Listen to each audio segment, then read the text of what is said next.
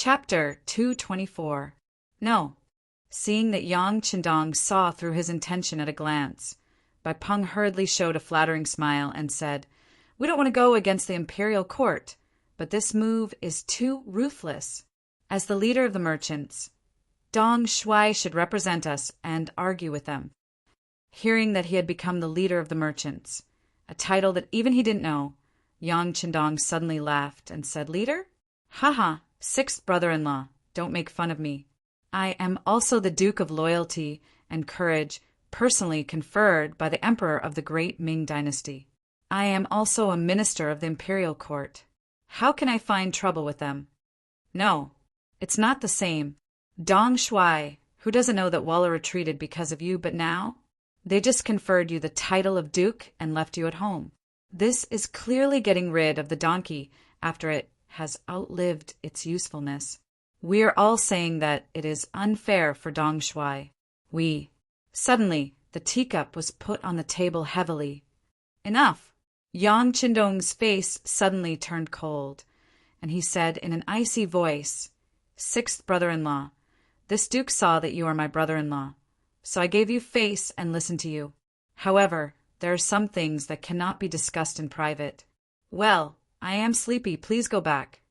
Yang Qindong made a gesture of sending him off, and then, without waiting for Bai Peng to say anything, he got up and walked to the bedroom in the backyard. It was obvious that Bai Peng was being used by someone to ask him to speak for the merchants. If they won, the merchants would naturally get benefits. Even if they lost, the unlucky ones would only be him who resisted, and those people would still be fine. It was really unexpected that Bai Peng would be willing to do such a thing. Yang Qindong suddenly left the table, and Bai Peng's face was bitter. Tiger's Mane, who was standing at the side, stretched out his hand and said politely, "Boss Bai, please." Bai Peng left with some disappointment. Not long after he returned to the capital, rumors began to spread that the newly made Duke of Loyalty, Yang Qindong, was also afraid of the imperial court. Just like Zhang Fu, who had died for his country after being made Duke of Ing, he had become a coward. Even if someone went to the Yang Manor to ask for an explanation about the imperial court's business tax collection, he didn't dare to stand out and fight for it. Even Yang Qindong, who had an uncountable amount of silver, approved of the imperial court's actions. For a moment, the other merchants had nothing to say. They had no choice but to consider the matter of paying the taxes. Once the news came out, it quickly spread to the palace. When Jining received the report from the secret agent of the Brocade Guard, she was overjoyed. This Duke of Loyalty is a man of his word. He promised me before, and he can fulfill his promise very well. However, in this way, his status in the eyes of the merchants will be greatly reduced. If there is a chance to take care of this person, I don't think there will be many people who will speak up for him. Jining was overjoyed. At the same time, she waved her hand to summon a trusted eunuch and said, "Go! Tell Commander Lu Gui that there are some things that can be taken care of." In a dilapidated temple on the outskirts of the capital, weeds that were half the height of a man grew everywhere. Even though the weather was getting colder, the weeds still hadn't withered. They displayed their strong vitality. In the temple, weeds, and the occasional chirping of an unknown bird in the sky. This place gave off a desolate feeling.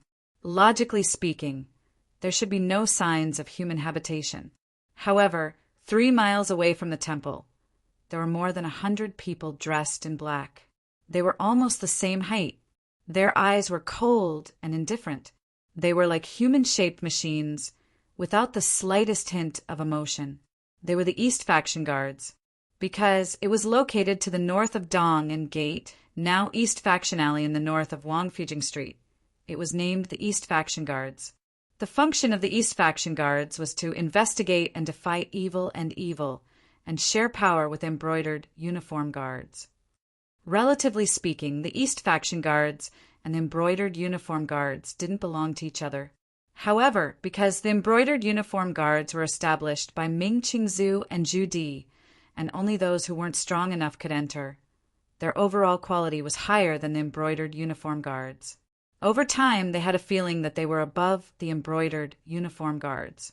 Of course, the East faction guards couldn't order the embroidered uniform guards around. Similarly, the embroidered uniform guards couldn't order the East faction guards around. They each had their own authority and did different things that belonged to them. But this time 100 East faction protectors had suddenly appeared. Such a big battle formation was just to besiege a rundown temple. From this, it could be seen that there must be someone important here. The 100 East faction guards dressed in black walked forward with light steps. They tried their best not to make any noise as they walked. However, there were too many people. With so many people, it was inevitable that they wouldn't make any noise. For example, one of them accidentally stepped on a withered branch and made a slight cracking sound. Once the sound was heard, the other guards nearby all looked over. Then the leader shook his head. Although the sound was soft, it was equivalent to exposing the target of their encirclement. Attack together. Surround this place. Don't let him escape. After the leader called out softly, the 100 Eastern faction guards immediately sped up and formed a huge encirclement around the small temple. The 100 men in black stopped at almost the same time. They stared at the small temple in front of them that didn't make any noise. They didn't move for a long time. They stood there for the time it took for a stick of incense to burn. When the atmosphere reached its peak, the leader raised his hand. A small crossbow appeared in the hands of all the men in black. They aimed at the only exit of the small temple. Lord Ji, you've already been surrounded. I know you have some tricks up your sleeve, but can you face 100 of us alone? If you don't come out, we'll have to set fire to the temple. The leader stared straight at the entrance of the small temple. During this process, he didn't even dare to blink. His voice spread out, and in the quiet little temple, it was very clear and bright. As his voice rang out, the sound of footsteps suddenly came from the originally silent small temple. Ha ha ha! Qinguan must have been unable to hold himself back and spilled the beans. Otherwise, you wouldn't have been able to find this place. His laughter was very bright and clear. In an instant, it spread far and wide. When the leader of the black-robed men heard this, a faint smile appeared on his face. Qinguan hadn't lied. Ji Guang really was here. Ji Guang, the former commander of the embroidered uniform guards, was a fourth-rank official. At the same time, he was Wang Zhen's trusted aide. Ever since Wang Zhen was killed in front of the Tumu Castle, Ji Guang had disappeared. Along with him, the money and wealth that Wang Zhen had obtained through various means over the years had disappeared. Ji Ning, who had regained power, didn't care that much about Ji Guang's disappearance. However, he couldn't accept the fact that the treasure had disappeared as well. It was the same at any time. If you wanted to succeed, you needed money first. Only when those who followed you benefited from it would more and more people would gather. Since Ji Guang had disappeared along with the treasures, no one would believe that they had nothing to do with it. If they found Ji Guang, they might be able to find out where the treasure was buried. For this matter, Ji Ning was very attentive. He even found a random reason to take down the head eunuch of the Imperial Horse Directorate, Qinguan. Qinguan was also one of Wang Zhen's trusted aides. He was also in charge of the Imperial Horse Directorate, a weapon of mass destruction. When he saw Ji Ning, the head eunuch of the Ceremony Directorate, he rarely looked him in the eye. However, all of this ended with Wang Zhen's death and Yingzong's defeat. Ji Ning made the right choice at the first moment and relied on Zhu Qiyu. Not long after, Zhu Qiyu ascended the throne, and Ji Ning held great power. He also obtained the mission of reorganizing the embroidered uniform guards of the Eastern faction guards, an entire group of eunuchs from Zhu Qiyu. Once the power of the court was in his hands, all people submitted. Qinguan was one of the eunuchs who changed his attitude very quickly. He immediately chose to pledge his loyalty to Ji Ning. Indeed, he disappeared from the list of eunuchs to be purged first. However, as Daizong's position became more and more stable, Ji Ning's power grew with each passing day. In the end, he was caught by Jining. Chunguan, who had been caught, couldn't understand. He had already offered up all his wealth and was only given a small courtyard in the capital. Why had he not been let go? However, only after entering the embroidered uniform guard's prison did he realize that he had been implicated. Jining wanted to capture Ji Guang, but had no clues, so he had been brought here. When he had first entered the prison, Chen Guan had displayed a hint of stubbornness. He really hadn't said anything. This was how smart he was. He believed that if he said anything, it would mean his death. But when Jining personally met with him in the prison, everything changed. Jining promised that as long as Chen Guan told her where Ji Guang was hiding and he successfully found Wang Zhen's wealth, she would restore him to his position as head eunuch of the Imperial Horse Directorate. Not only would he be able to live, he would also be able to regain his lofty position and hold great power. Chen Guan had no choice but to seriously consider all of this. After an intense mental struggle, he finally revealed that Ji Guang might be hiding in a rundown temple on the outskirts of the capital. That place had originally been a secret meeting point. This was also one of Wang Zhen's cleverness. A crafty rabbit had 3 burrows. Wang Zhen had once worried that he would one day fall and be targeted, so he had a place to hide. The temple appeared to be in ruins, but it had actually been remodeled underground. Not only could it hide people, it had also prepared a lot of food. It could guarantee that one wouldn't have to worry about survival for a month or even longer. After receiving this news, the operation at the Eastern Faction headquarters took place. As expected, they found the former commander of the embroidered uniform guard, Ji Guang. Chapter 225. Ji Guang took the initiative to step forward. The East Faction protector walked forward and tied him up tightly. Regarding this, Ji Guang did not resist at all from beginning to end. Wang Zhen had put him in an important position, so he was very skilled. Usually 5 or 6 big men would not be able to get close to him. However, this time he was facing 100 East Faction protectors. If he had to fight, he would undoubtedly be looking for trouble. Moreover, Ji Guang had been hiding for a long time. Perhaps it would be a relief if someone found him. The small temple was searched carefully. However, other than some food and water, nothing else was found. In the end, only he was secretly brought to the imperial prison. When Jining heard the news that Ji Guang had been captured, she came to the imperial prison. She saw Ji Guang, who seemed to be in a good mood, chatting with Qin Guan, who had surrendered. Hee, the 2 of you. I didn't expect that the 3 of us would meet again here. Are you surprised? Jining said this because she was feeling emotional. In the past, when Wang Zhen was still around, they actually had many opportunities to meet. However, because their standpoints were different and Jining's performance was very mediocre, it was difficult for her to be taken seriously. Qin Guan and Ji Guang did not speak. They did not know how to respond.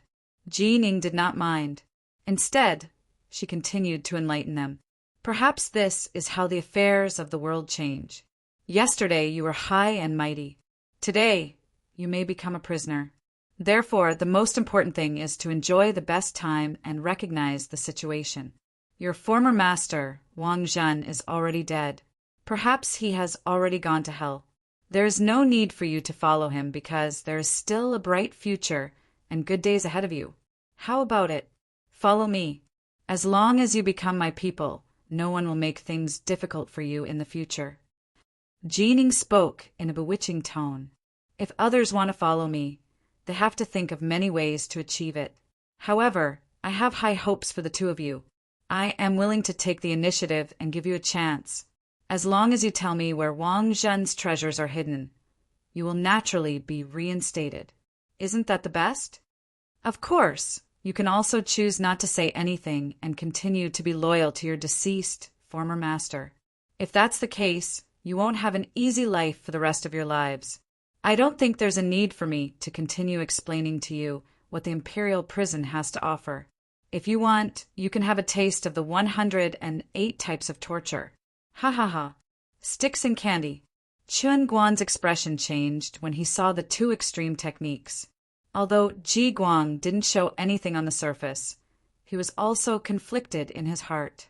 All of them had once held great power in their hands. It was precisely because of this that they had enjoyed wonderful things. Now that they had lost them, that feeling was the most painful. It had to be said that Ji Ning understood people's weaknesses too well.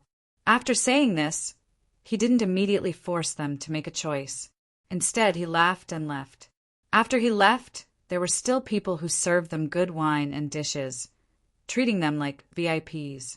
This was one of Ji Ning's methods, using sugar-coated bullets to bombard these two people and let them see the beauty of life. This way, their will to die would become weaker and weaker, and in the end, they would be used by him.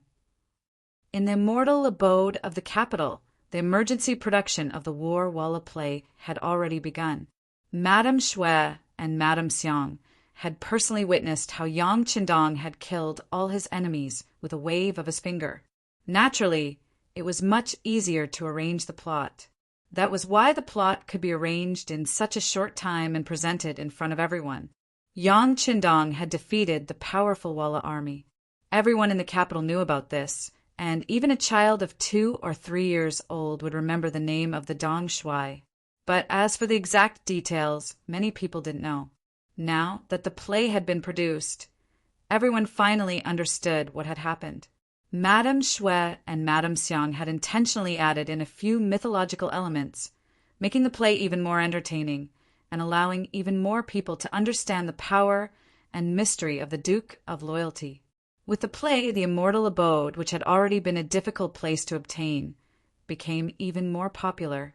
In order to catch a glimpse of the war god, some high officials and nobles even offered several times the market price just to get a seat. This flattery made Yang Qindong's limelight unparalleled for a while. Outside the Yang clan manor, an endless stream of young people came to join him every day. These people had come to join Yang Qindong after watching the war god battle walla play. In their eyes, the Duke of Loyalty was a great hero. Good men should follow in the footsteps of such a person, so that they wouldn't have wasted their lives. Outside the manor, people would come to join him every day, willingly renouncing their original identities to join Yang Qindong, even if it was just a servant. But Yang Qindong didn't accept any of this. If he wanted to develop, he naturally couldn't do without people. There were indeed many men who were knowledgeable and had good physical fitness among those who sought refuge from Yang Qindong. However, Yang Qindong did not want any of them, for no other reason than the fact that he didn't know much about these people. Who knew if some of them were spies sent by Daizong or even Yingzong? Even though there weren't many secrets in the Yang clan manor, Yang Qindong didn't want to waste his energy on guarding against the people around him. He still had too many things to do, such as arranging for Tingshan to escort goods to the Walla. After meeting with Yes Hen last time, they decided on an important matter of trade. Now that the Walla's army had retreated from the Ming dynasty's territory, the matter of trade naturally began.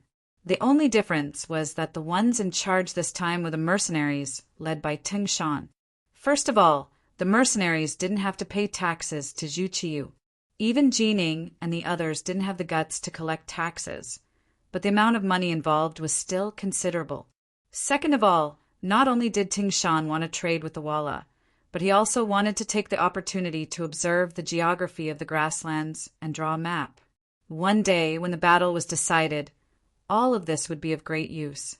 Thirdly, in order for the Yang faction's new army to become an invincible cavalry army, they would need more war horses.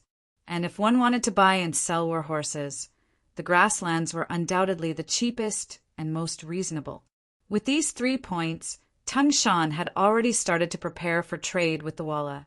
Since it was trade, the escorts had to be on the ground. The main thing was that the merchant caravan was large, and Yang Qindong was using the Bai clan's merchant caravan. Since the last time Bai Peng wanted to ask Yang Qindong to come forward on behalf of the merchants in the capital, but failed to do so, the next day Yang Qin, the sixth sister, brought her husband, Bai Peng, to Yang village to ask for forgiveness.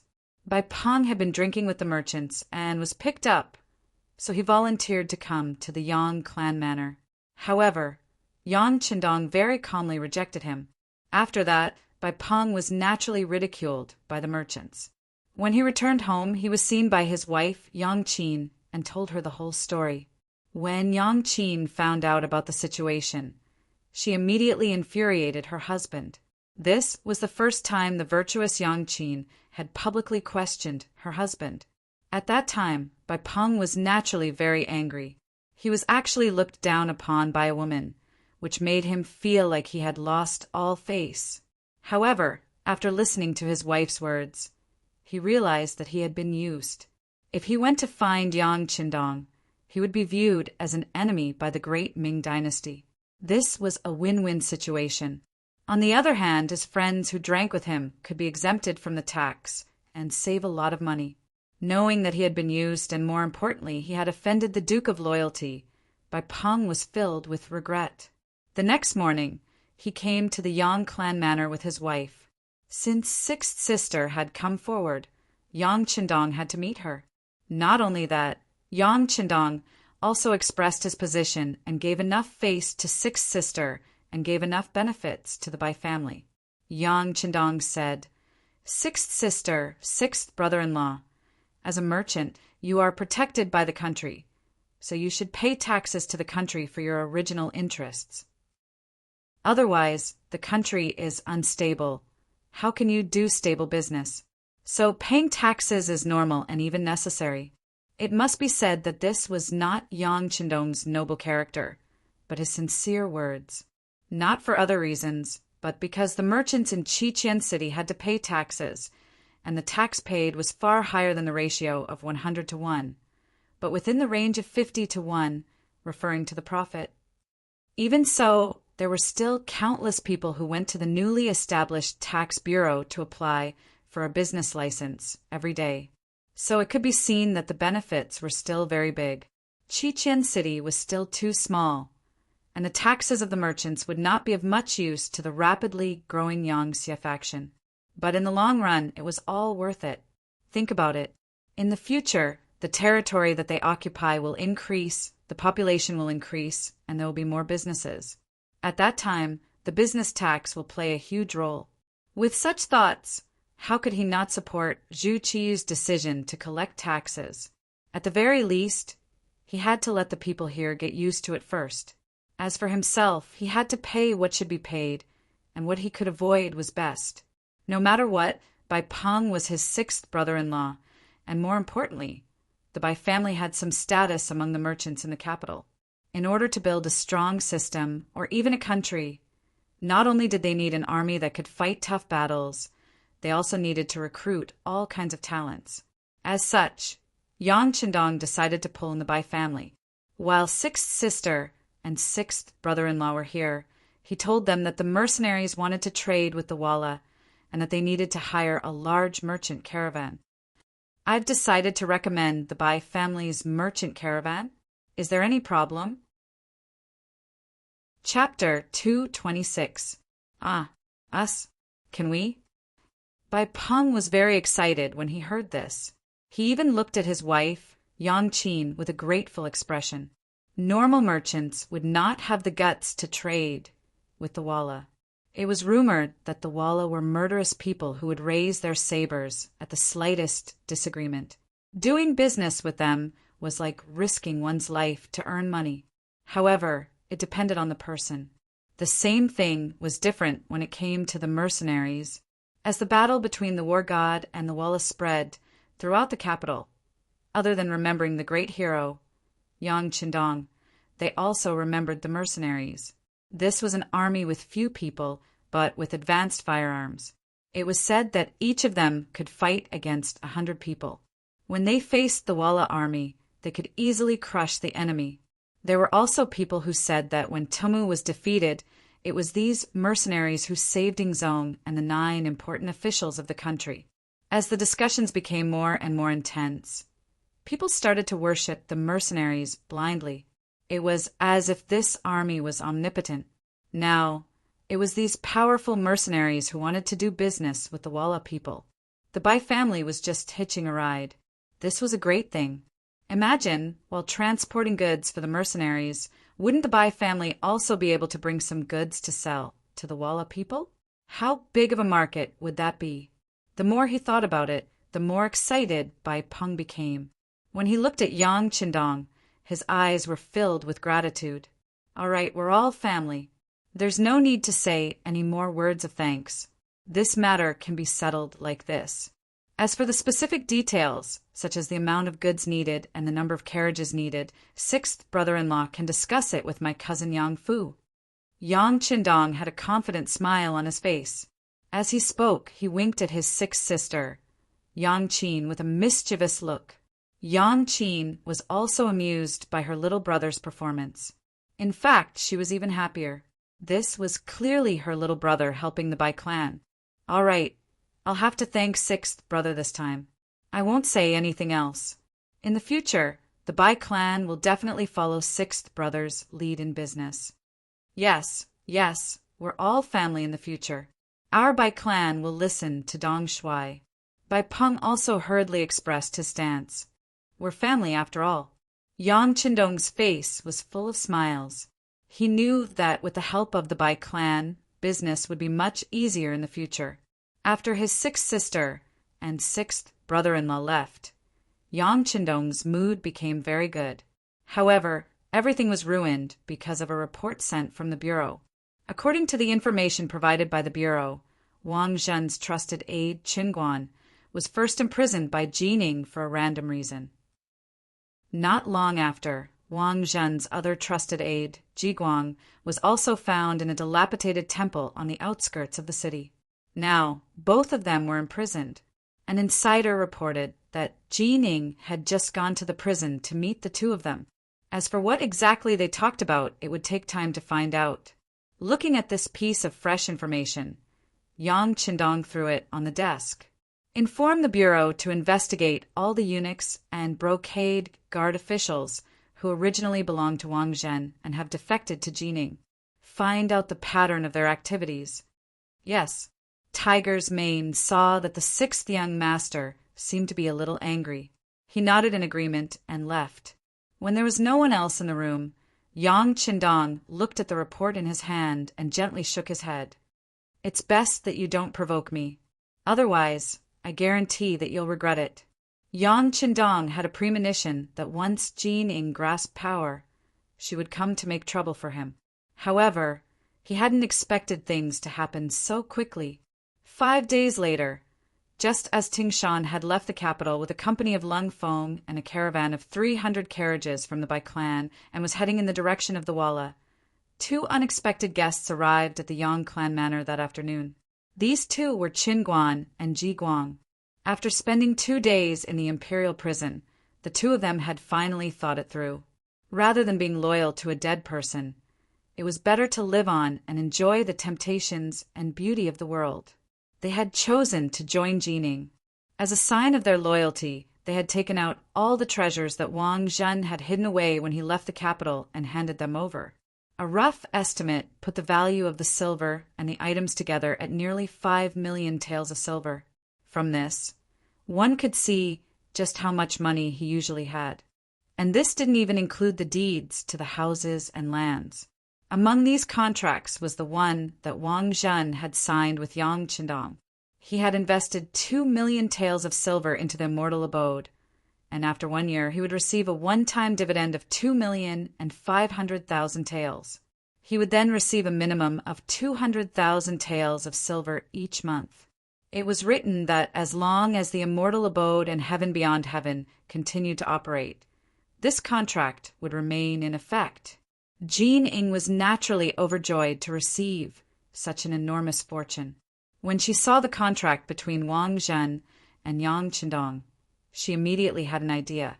She first reinstated Chen Guan as the head eunuch of the Imperial Horse Directorate and Ji Guang as the commander of the Embroidered Uniform Guard. Then, she arranged for the 2 of them to ask Yang Qindong for money. After nearly a year, the immortal abode had become the most popular restaurant in the capital. Countless customers lined up outside every day, so one could imagine how popular the restaurant was. Now was the time for this contract to take effect. Chun Guan and Ji Guang went to a side hall of the Yang clan manor. Compared to before, they were much more respectful today. If not for Jin Ying's urging, they wouldn't even have wanted to make this trip. Yang Qindong was no longer the same person as before. Although he had only been in the capital for a little more than a year, his status was completely different from when he had first arrived. He was now the Duke of Loyal and Gallant, holding the title of Duke. Most importantly, he had a mercenary army that could strike fear into the hearts of the Walla. It was precisely because of this that Chun Guan and Ji Guang had chosen to come today. This was because a group of 100 mercenaries had just left for the Walla this morning. At this time, only 100 mercenaries were left in the capital. Some of them were stationed at the Yang clan bank, Heaven Beyond Heaven, and Immortal Abode. The true number of mercenaries in the Yang clan manor was only 30. Sensing that Yang Qindong's strength was at its weakest, the two of them decided to go to the Yang clan manor. After handing over their visiting cards, they went to a side hall in the outer courtyard to wait. In the side hall were 4 other Cold Front brothers, dressed in camouflage uniforms. They stood in pairs, their eyes fixed on Chun Guan and Ji Guang. A tense and oppressive aura permeated the room. Ji Guang had won Wang Zhen's trust not only because of his loyalty, but also because he was one of the strongest members of the embroidered uniform guard. However, even he didn't have the slightest chance of victory when facing the 2 Lung Feng who were staring at him. Time passed like this, minute by minute, second by second. After an entire hour, Yang Qindong still did not appear. But Chun Guan and Ji Guang were already drenched in cold sweat. They truly couldn't understand how these mercenary brothers had managed to remain motionless for an hour, only keeping a close eye on their movements. Were they not tired? They naturally didn't know that the most basic requirement for cold front soldiers was to train their posture. It was often possible for them to stand there for an entire morning or even longer, not to mention that it had only been an hour. But no matter who it was, if they were stared at for an hour, they would feel their hair stand on end. Just as the two of them were wondering if they should leave first and come back another day, Yang Qindong, dressed in green, yawned as he walked into the side hall, accompanied by Tiger's Mane on his left and Beta Persei on his right. As soon as they entered the hall, Yang Qindong said politely, "Ayaya, I slept too deeply. I heard that you've been here for an hour. I'm really sorry." Although he said he was sorry, he didn't seem to be sorry at all. Yang Qindong sat down on the chair at the head of the table, then drank the fragrant tea brought by Tiger's Mane and asked casually, "You two just came out of the Imperial prison. I haven't congratulated you yet. Sigh, if Eunuch Wang was still here, I'm sure you wouldn't have to suffer like this." The moment he came up, he brought up the matter of the 2 of them in prison and even mentioned Wang Zhen's name. Chun Guan and Ji Guang's expressions turned ugly. Now that they had sided with Jining, it was tantamount to betraying Wang Zhen. If someone said the name of the previous owner in front of you, no matter who it was, their expression wouldn't be good. Their expressions were ugly. They knew that Yang Qindong was disgusting them, but they couldn't vent their anger. Was the Duke of Loyalty so easy to offend, especially when there were 6 burly men staring at them? They were afraid that if they did anything extreme, they would walk out of here in one piece. Their expressions were ugly, and their hearts were filled with unwillingness. But since they were here, they had to get down to business. After Chun Guan gave Ji Guang a look, a contract was delivered to Yang Qindong. "Duke Yang, take a look at this first."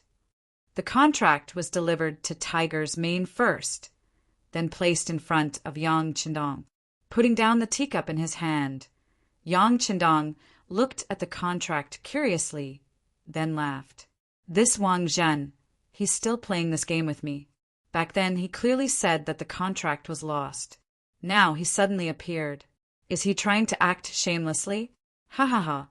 He seemed to be talking to himself, but also seemed to be talking to Chun Guan and Ji Guang. Then, in front of the 2 of them, he tore the contract into pieces.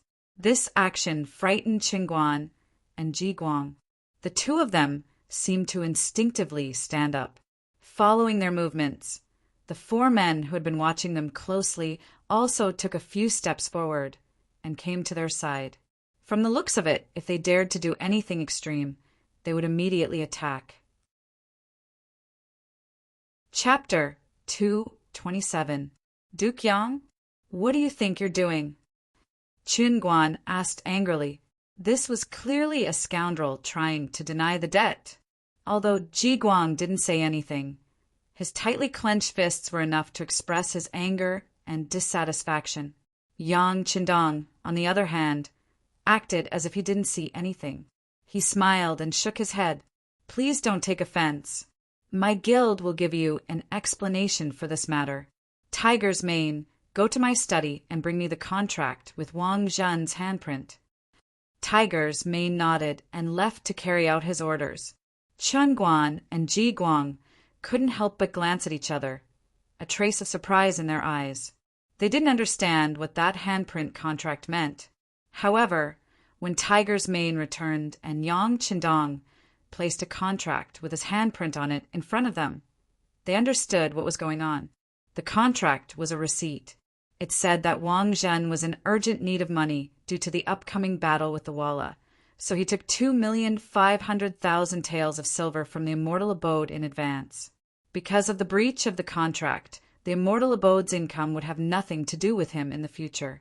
There was no writing on the contract, only a bright red handprint. In other words, with this receipt, Yang Qindong and Wang Zhen no longer had any debts. Do you two see this? Before I left for the Walla, Eunuch Wang came to me and said that he was in urgent need of money. He also said that he couldn't find the contract he had written with me, so he sent me this receipt. It also has his handprint on it. Yang Qindong's voice was still echoing in the side hall, but Qinguan shook his head firmly. That's impossible. This eunuch has never heard of such a thing. That's right. Even if there was such a thing, Eunuch Wang would have left behind a signature and not just a handprint, Jiguang said confidently. No wonder they thought this way. It was just a handprint. How could they be sure that Wang Zhen had left it behind when he was already dead? Seeing their suspicious expressions, Yang Qindong was displeased. He said sternly, What? Just because you haven't heard of it doesn't mean that it won't happen? As for why Eunuch Wang only pressed his fingerprint and didn't sign it, you should ask him. I'll say it again. I've already given the silver to Wang Zhen, and the matter has long been settled. What's the meaning of you suddenly bringing out the original contract? Do you think I'm a pushover? If that's the case, you can go ahead and sue me. With an angry look, Yang Qindong suddenly stood up, flicked his sleeves, and left the side hall, accompanied by the burly beta Persei. Su, Qinguan, and Jiguang were in the mood to curse. Even the contract had been completely torn apart. What could he use to sue? It was clear that Yang Qindong didn't want to return the money and made him feel wronged. Originally, he knew that the debt collection this time would not go smoothly. But now, it seemed that it was not only not going smoothly, it was simply looking for a nail to nail and asking for humiliation. As for Yang Qindong, he didn't have the slightest intention of putting them in his eyes. With their status, they would make people tremble wherever they went. Even if they went to the homes of important officials, they would be treated like distinguished guests. But when they came to the Yang Manor, they couldn't even enter the main hall. In the early Ming dynasty, it was the Wuying Hall and Wenhua Hall who assisted the emperor in reviewing memorials and acted as advisors. The Ming dynasty's Emperor Zhu Di also allowed the cabinet officials to participate in government affairs, but they were not allowed to control the officials. Starting from Mingren's sex, Zhu Gaoqi, he used the 6 ministers directly under him. Because of Yang Qindong, now that there were 2 emperors ruling together, the court officials were scattered, causing the cabinet to be severely lacking in personnel. Zhu Qijin of the Ying sect and Zhu Qiu of the Dai sect had simply abandoned the cabinet and placed important positions in the 6 ministries and the group of eunuchs. This was a place that was different from history. But because of this, the power of the eunuch group became more and more important. But even so, in front of Yang Qindong, they were still repeatedly rebuffed. Even now, they lacked basic respect. Just like now, after waiting for Yang Qindong to leave the side hall, Tiger's Mane looked at Chen Guan and Ji Guang angrily and said, "The two of you, please." Preposterous. Seeing that the other party was going to drive them away, Ji Guang finally couldn't hold it in anymore. After a flash of coldness flashed in his eyes, he suddenly reached out to grab Tiger's Mane's neck. Like a giant eagle stretching out its claws, he went straight for the throat. Previously, Ji Guang had been hiding in the ruined temple for a long time and had been sullen for a long time. Now that he was finally restored to his official position, he could finally show his strength. Now he was treated so lightly by a duke with no real power, and even a servant dared to shout at him. How could he bear it? Ji Guang, who was angry, finally couldn't hold it in and exploded. His arm was like a long snake. Under the sudden explosion, there seemed to be a popping sound in the air as he grabbed at the air. "Come at me." Facing this sudden attack, Tiger's Mane wasn't afraid. Instead, he was happy and calm. With a loud laugh, his body suddenly leaned back. With his feet as the axis, his whole body leaned back. Although he was leaning backwards, he did not fall down. Instead, he was like a roly-poly toy. When he fell down, he spun around and stood firm again. At the same time, he threw a heavy punch forward like a tiger stirring up wind. Ji Guang had the idea of striking first to gain the upper hand. He threw a quick punch in order to vent the anger in his heart and also to remind Yang Qindong that he, an embroidered uniform guard, wasn't so easy to deal with. He had real skills. Never would he have thought that his punch would hit nothing but air. When he didn't hit the target, his body naturally leaned forward. At this time, Tiger's Mane threw a heavy punch back. As expected of an expert in the embroidered uniform guard, Ji Guang's reaction was very fast. When he saw the heavy punch in front of him, his body quickly retreated. In the eyes of others, the punch was close to the chest. It seemed like it could hit at any time, but it was always just a little bit off. Ji Guang kept retreating while Tiger's Mane kept chasing. This situation continued until Ji Guang's body leaned back to a certain extent. Until Tiger's Mane used up all the strength in his punch, there was still a distance of 2 centimeters between them. At this moment, the two of them had already stood still and maintained a somewhat ambiguous aura. Ji Guang's body leaned back and Tiger's Mane's body leaned forward, so that the distance between their eyes was less than 50 centimeters. It seemed like the fight had ended. While Ji Guang was still secretly shocked by the strength of the Yang family servants, he suddenly saw a strange smile on Tiger's Mane's face. This smile made Ji Guang's heart sink. He instinctively had a bad feeling. As soon as he sensed it, he saw Tiger Light's fist, which was about to hit Ji Guang's chest, suddenly turn into a palm. At the same time, it lengthened by 2 centimeters and stabbed into Ji Guang's heart like a sharp blade. Ji Guang suddenly felt a sharp pain.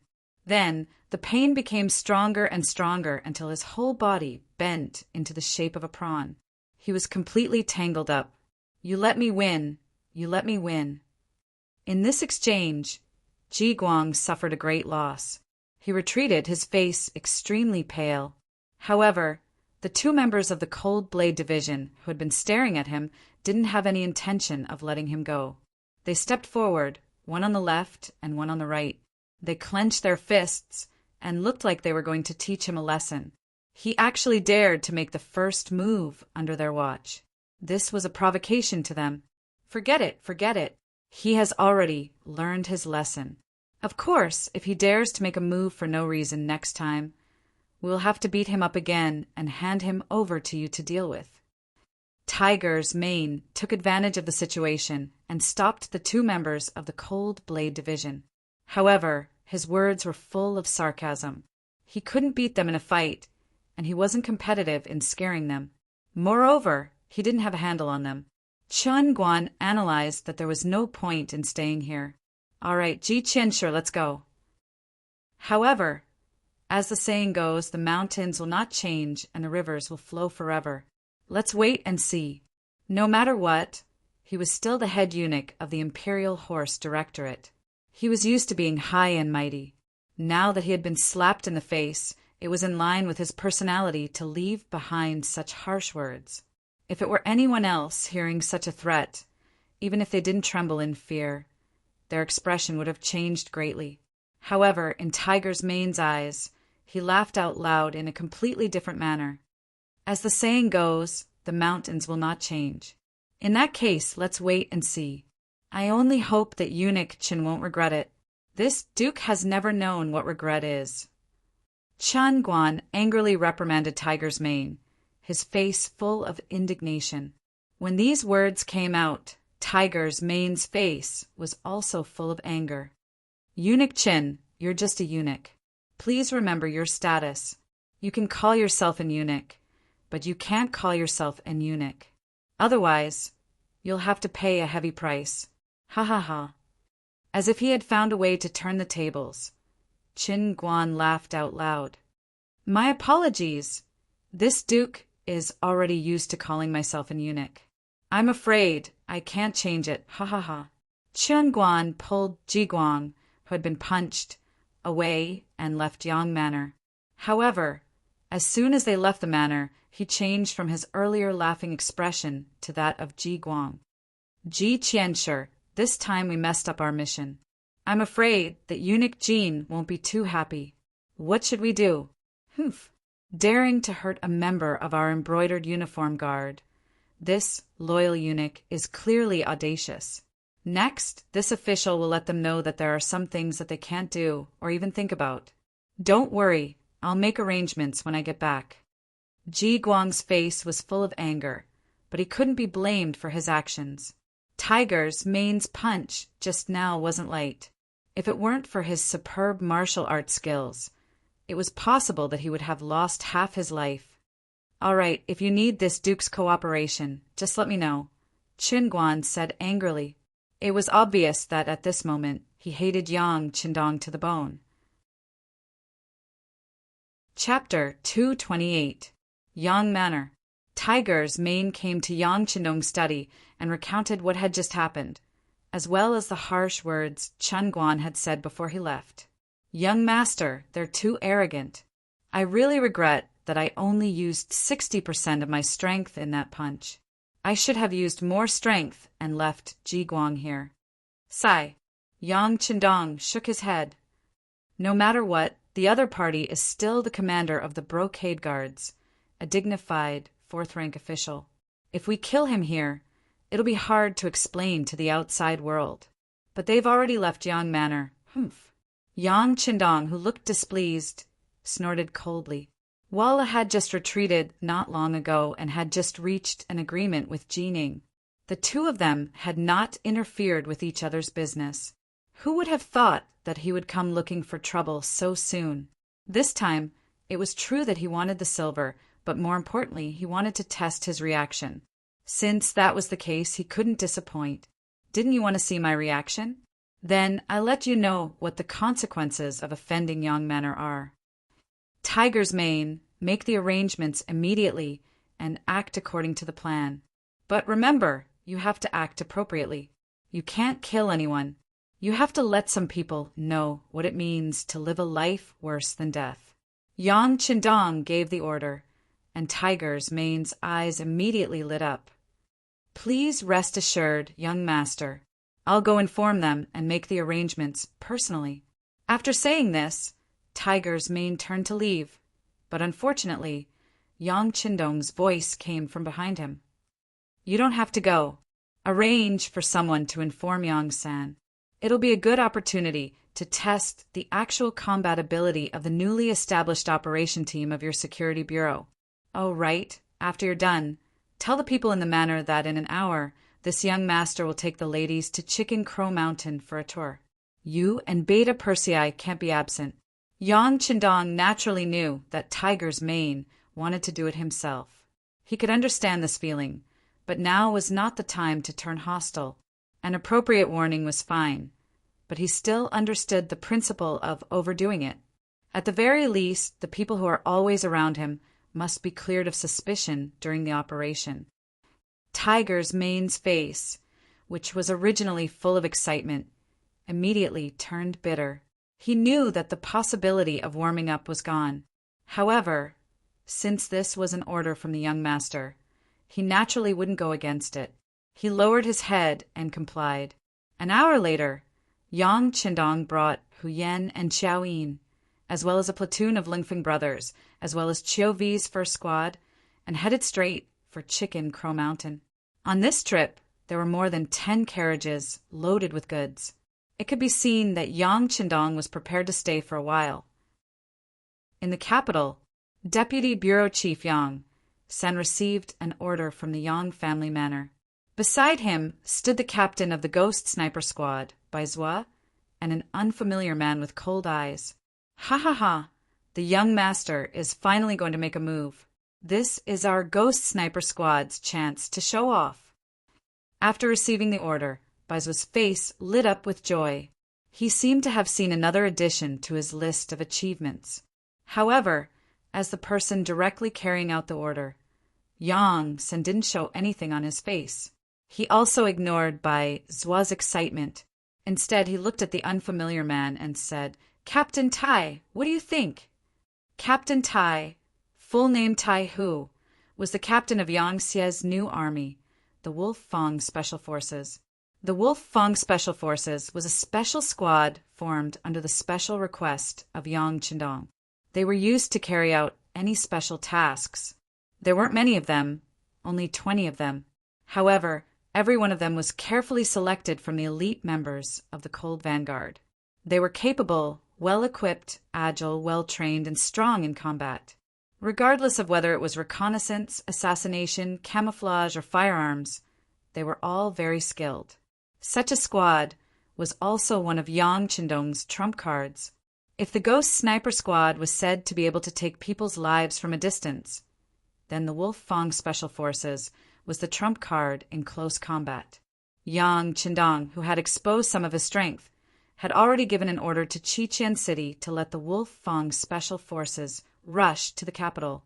This time, in order to give a warning to the eunuch group, he temporarily lent them to Deputy Bureau Chief Yang San so that they could complete the task better. As soon as they arrived, they were temporarily assigned to the operation team of the Security Bureau. According to Yang Qindong's intention, they would be separated after training more outstanding talents. Tai Hu, who was named, answered without hesitation when asked what he thought of this matter. The sixth young master's words are orders. It is an order that must be completed. Deputy Bureau Chief Yang San, please give the task to us. We will definitely give you a surprise tonight. Okay, I believe in Captain Tai. If you have any ideas, just do it. If you need our cooperation, please let us know. My Security Bureau and the Ghost Sniper Squad will fully cooperate with you. Yang San's voice came out immediately. Since Yang Qindong attached so much importance to this matter, Yang San, of course, had to perform well. This was also the first appearance of the Wolf Fang Special Forces since its establishment. It was time for them to show their skills. Nanchang district of the capital. There were many ancient courtyards here. Most of these courtyards belonged to the royal family, so many of them were eventually occupied by eunuchs. The pavilion closest to the water enjoys the moonlight first. With the emperor's trust, the eunuchs were powerful. They acted on behalf of the emperor, and they were awe-inspiring. In one of the courtyards, a beardless man in brocade clothes was resting in a small pavilion in the courtyard. Although this person looked ordinary and was not tall enough, in fact, he was a eunuch leader with real power. He was in charge of more than 30 eunuchs. And with his position, he was qualified to have the right to live outside. When he was not on duty, he would go back to his small courtyard to enjoy himself. He abandoned the servile appearance in the palace and bowed to everyone. He enjoyed the feeling of being the master. 2 delicate-looking maids brought a fruit plate and tea to the small pavilion and served the eunuch. He squinted his eyes happily as he enjoyed himself. This was the life of a superior person. This was the dream he should pursue. Just as he was enjoying his beautiful life, the eunuch, who had just closed his eyes, felt that his surroundings were quiet. That kind of silence gave him a creepy feeling. Instinctively, he wanted to open his eyes to see what was going on. Just as he had this thought, a cold chill came from his neck. Although he still did not open his eyes, his perception had told him that there should be a sharp and cold dagger on his neck. Don't even think about opening your eyes. Otherwise, the moment you see my face, it will be the moment you meet the king of hell. A cold and indifferent voice suddenly sounded in his ear. This voice made the eunuch's body tremble. The smooth and slick side of his bones was also revealed. "Brother, I won't open my eyes. Please don't hurt me. Tell me, what do you want? Is it silver? I don't have much, but it is enough for ordinary people to live a peaceful life." Pooh! Just as he finished speaking, there was a sudden pain in his right arm. The eunuch could not help but open his mouth and howl. However, the coldness that had just left returned to his neck. You can scream, but before they arrive, I guarantee that the first person to die will be you. Ah, I won't scream. When he felt the killing intent, the eunuch became very obedient. Pooh! Another knife stabbed into his left arm. The eunuch almost could not help but scream. Although he controlled his voice because of the fear of death, his whole body could not help but twist. He really could not understand. Why did the other party stab him twice without any request? Could it be that this was not for money, but because he had offended someone and was here to seek revenge? Fortunately, the answer came out quickly. He heard the voice in his ear. You better remember, you can call yourself this eunuch in the future, but you must not call yourself this eunuch to save trouble. Otherwise, next time, I won't just hurt your arms. I will directly take your life. Remember. The cold voice was still echoing in his mind, but the eunuch's mind was already at a loss. He really couldn't figure out what was going on. Could it be that the other party wanted to kill him because of a title? What kind of logic was this? How was this possible? If this matter was told to him by someone else, it would be hard to believe. But now, the real thing was happening to him. Moreover, the piercing pain under his arms made him want to twitch uncontrollably. Everything was so real that it couldn't be faked. So what was going on? Village Gazing Pavilion. This was one of the most famous restaurants in the capital. Before the rise of the immortal abode, no one would have doubted that this was one of the 10 great restaurants of the capital. But now, this place had fallen into decline. But even though it had declined, it had once been prosperous. One could still see its former glory here, and it could still attract nostalgic customers. Ji Guang was one of them. Before Yang Qindong had come to the capital, before the immortal abode, Ji Guang had been a frequent customer here. Because of his generosity, the proprietress of this restaurant had treated him with special treatment. But because this woman already had a man, Ji Guang did not do anything excessive out of respect for the sake of morality and etiquette. Until recently, it was rumored that the Walla's army might break into the capital, and business there was already difficult.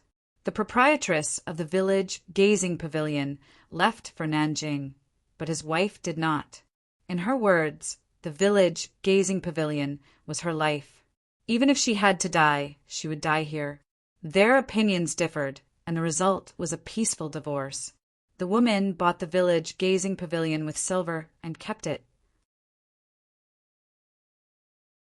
Chapter 229.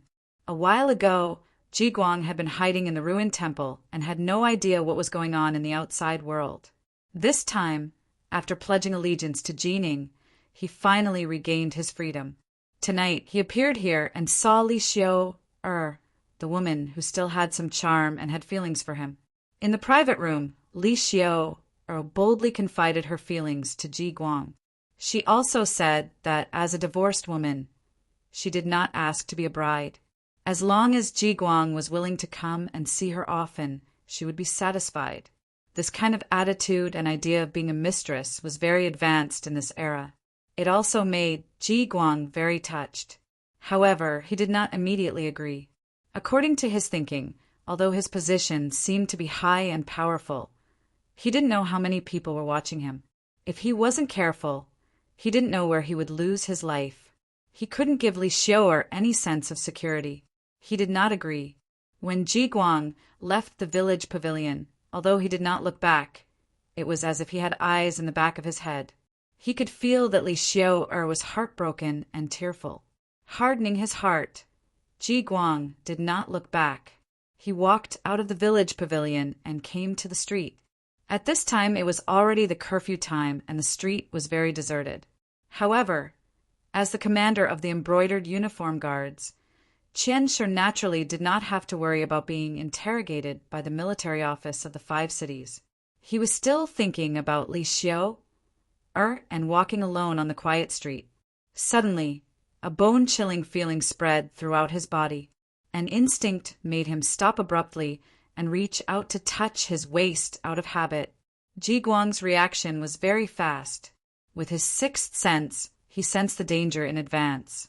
It was a pity that he was facing Tai Hu, the captain of the Langyi Special Forces. Tai Hu originally wanted to make a move on Chengguan, but the Security Bureau's intelligence showed that this person would not come out of the palace tonight. Therefore, he settled for the next best thing and chose Ji Guang. He heard that this person had some skills and wanted to learn from him. Tai Hu, who suddenly appeared, did not wait for Ji Guang to draw his sword. He slashed at him first. A piece of hair fell down from the tip and fluttered to the ground. Ji Guang's face was already ghastly pale. He knew that it was not that his opponent's saber technique was not good enough, but that he had done it intentionally. If his opponent had wanted to take his life, he would have been a dead man by now. "Who are you? Why do you want to kill me? Do we have any grudges?" Ji Guang stared at the other's eyes in the dark and asked nervously, "Cut the crap and draw your blade. Today I'll teach you a lesson. You'll understand how laughable your little bit of martial power is in front of a true expert." Tai, who had no intention of revealing his identity. Today, not only did he want to hurt Ji Guang and make him pay for what he did during the day, he also wanted to instill fear in his heart so that he would never dare to go against the 6th young master again. Ji Guang was also an experienced and knowledgeable person who had experienced many trials of life and death. Naturally, he could tell that the other party had no intention of talking nonsense with him. Confident in his saber skills, he drew his saber with a clang and pointed it at Tai Hu. "All right, let this official see just how strong you are." "Humph, ignorant." Seeing Ji Guang draw his saber, Tai Hu's eyes flashed with contempt. He was one of the earliest members of the Cold Front. Because of his ruthlessness and decisiveness, he was admired by Yang Qindong and was given a saber technique for close combat. This saber technique was not flashy, but every move was fatal. It was originally the result of Yang Qindong's countless experiences of life and death. It was fine if he did not make a move, but when he did, it was a saber technique that could kill with a single strike. Because of this, when the first batch of Lung Feng graduates graduated, Tai Hu even received an extra triangular stiletto made of titanium compared to the others. This stiletto could cut through iron like mud. In Tai Hu's hands, it was like a tiger that had grown wings. He did not believe that there was anyone who could be his opponent in close combat. Now that Ji Guang had drawn his embroidered spring saber, he naturally did not fear him in the slightest. He even had enough confidence. After saying that he was ignorant, Tai Hu moved. He swept towards Ji Guang like a gust of wind. Ji Guang also moved, but he adopted a conservative defensive strategy.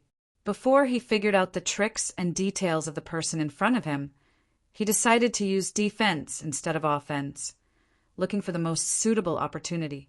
In the past, when faced with a sneak attack, Ji Guang also did the same. Moreover, he had succeeded. Who knew how many people had fallen in front of him, and he had found an opportunity to kill them instead. But this time, although he was full of confidence, he was destined to be disappointed. This was because the moment the military knife and embroidered spring saber collided with each other, The saber's body was split into two after the collision. By the time Ji Guang reacted, he felt a sharp pain on his left leg. There was already a deep cut there.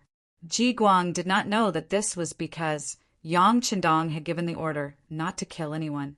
Otherwise, if Tai, who had changed the cut to a stiletto, a wound that could not be stopped would have appeared. Then, even if he did not die now, it would not be long before he died because of the incessant bleeding. With just one move, Ji Guang was defeated. His left leg was trembling because of the flowing force, and he could not even stand steadily. How could he dare to think about winning? After Tai, who succeeded in one move, he put away the triangular stiletto that was covered in white light. Then, he turned and left without saying another word. Sometimes, when facing smart people, if you had to tell them your purpose, it would be an insult to their intelligence. Tai Hu left. Just like when he came, he suddenly appeared, and when he left, he suddenly disappeared. When he was sure that there was no killing intent in the surroundings and no danger, Ji Guang's left leg went soft, and he half knelt on the ground with a plop. Even though Ji Guang had experienced life and death, he was still covered in cold sweat. Tai, who was the only expert he had met in his life, and he took his life in one move. Now that he thought about it, no matter how he thought about it, it was terrifying. When he raised his head again, he realized that there was still candlelight in the village pavilion. At this moment, Ji Guang suddenly felt old and tired. In his position, he was prominent in front of others. But who knew how fearful he was when there was no one around? He, who had just experienced a life and death situation, wanted to have a good rest. The village gazing pavilion seemed to be his final resting place. Ji Guang dragged his bleeding leg and slowly walked towards the village gazing house. Then he gently knocked on the door, which was so loud in the quiet street. Ji Guang was just an abbreviation. On this night, more than 10 eunuchs with official positions who were taking shifts outside the palace were dealt with in various ways. Some were injured in the arms, some in the legs. Some even had their hair shaved off in their sleep without knowing it. This was Yang Qindong's warning. Any eunuch who dared to call himself a eunuch and was not a eunuch would be punished.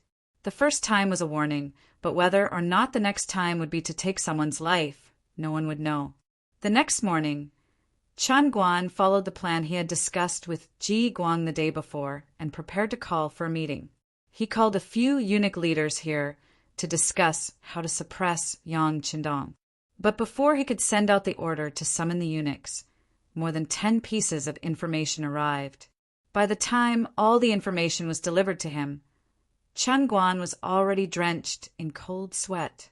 He hadn't expected that someone would move even faster than him. How did they do it? Yesterday, the 10-odd eunuchs who were taking shifts outside the palace were living in different parts of the capital, doing different things, but they were all suddenly attacked. What did this mean? It meant that a large net had been watching them for a long time, and they were just waiting for the right time to strike. If it hadn't happened, even Chen Guan wouldn't have believed it. He had thought about the consequences of offending Yang Qindong and made some preparations. But now it seemed that if the other party really wanted to kill him, it wouldn't be difficult.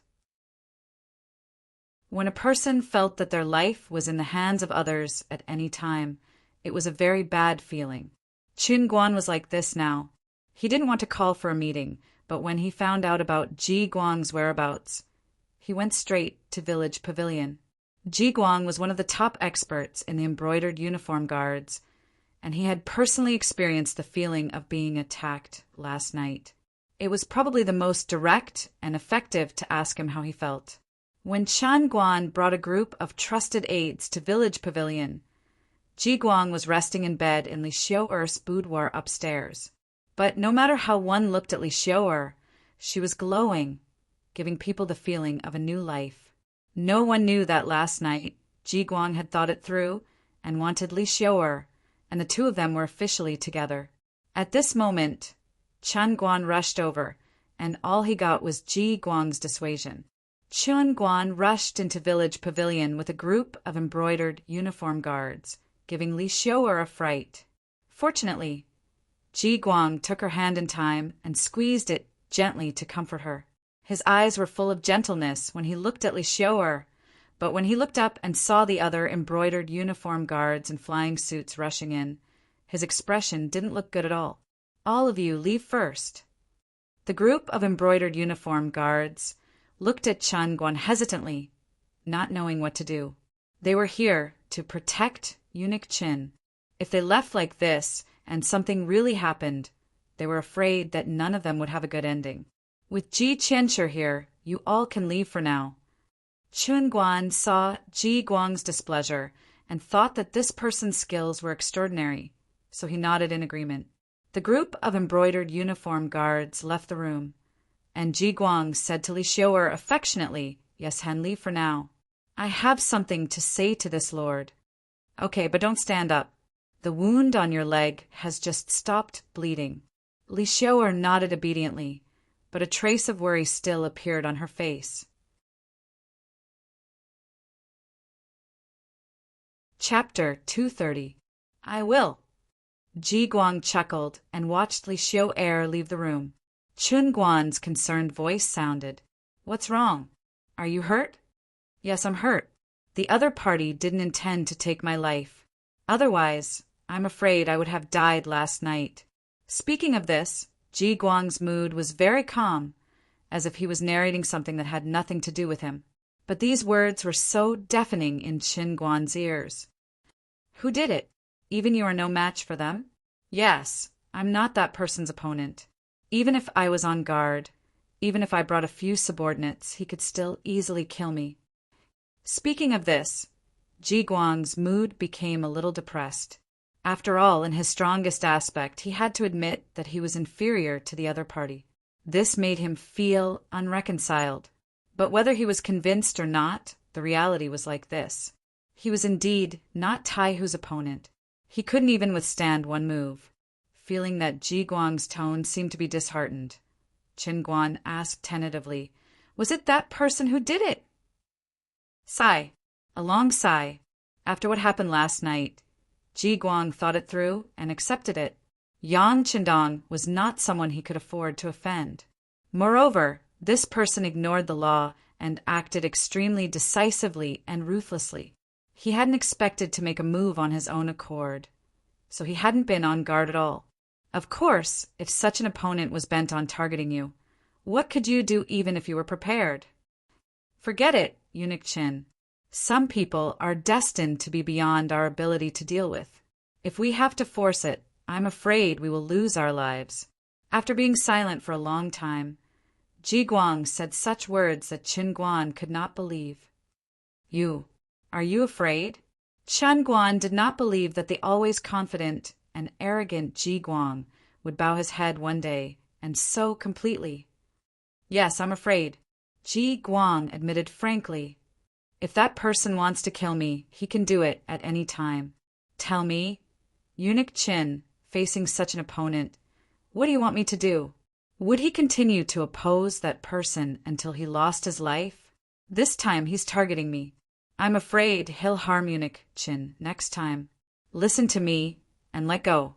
Knowing that Ji Guang still didn't know what had happened to the other eunuchs, Chen Guan let out a long breath and said, "Actually, he didn't just target you. Just last night, there were 13 steward eunuchs who were targeted. If they were injured, if their lives were threatened." "What?" Ji Guang, who was half lying on the bed, suddenly stood up. He stared at Chen Guan and asked, "Is what Eunuch Qin said true?" "I'm not lying to you." Chen Guan shook his head, his eyes filled with disappointment, especially when he thought about how he had gone to the Yang family village to denounce them yesterday.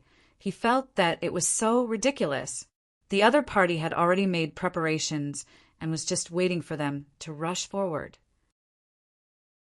They were so confused that they actually did as they were told. It was no wonder that they were scared and threatened. Chen Guan admitted it. This gave Ji Guang a big fright. His mind spun slightly. As if he had thought of something, he asked, "Eunuch Qin, where is he right now?" Although he didn't mention his name, Chen Guan still understood what Ji Guang meant. He replied, "I just received news that he went to Chicken Crow Mountain yesterday afternoon." "Went to Chicken Crow Mountain? Who went with him? Are the servants who usually follow him here? Thinking of a possibility, Ji Guang asked aloud. They're all there. Even the mercenaries guarding the Yang family bank, the immortal abode, and the sky beyond heaven are all there. They didn't do anything strange. Chen Guan said this somewhat painfully. His face turned even uglier. Hiss! When Ji Ning heard this, he also sucked in a cold breath.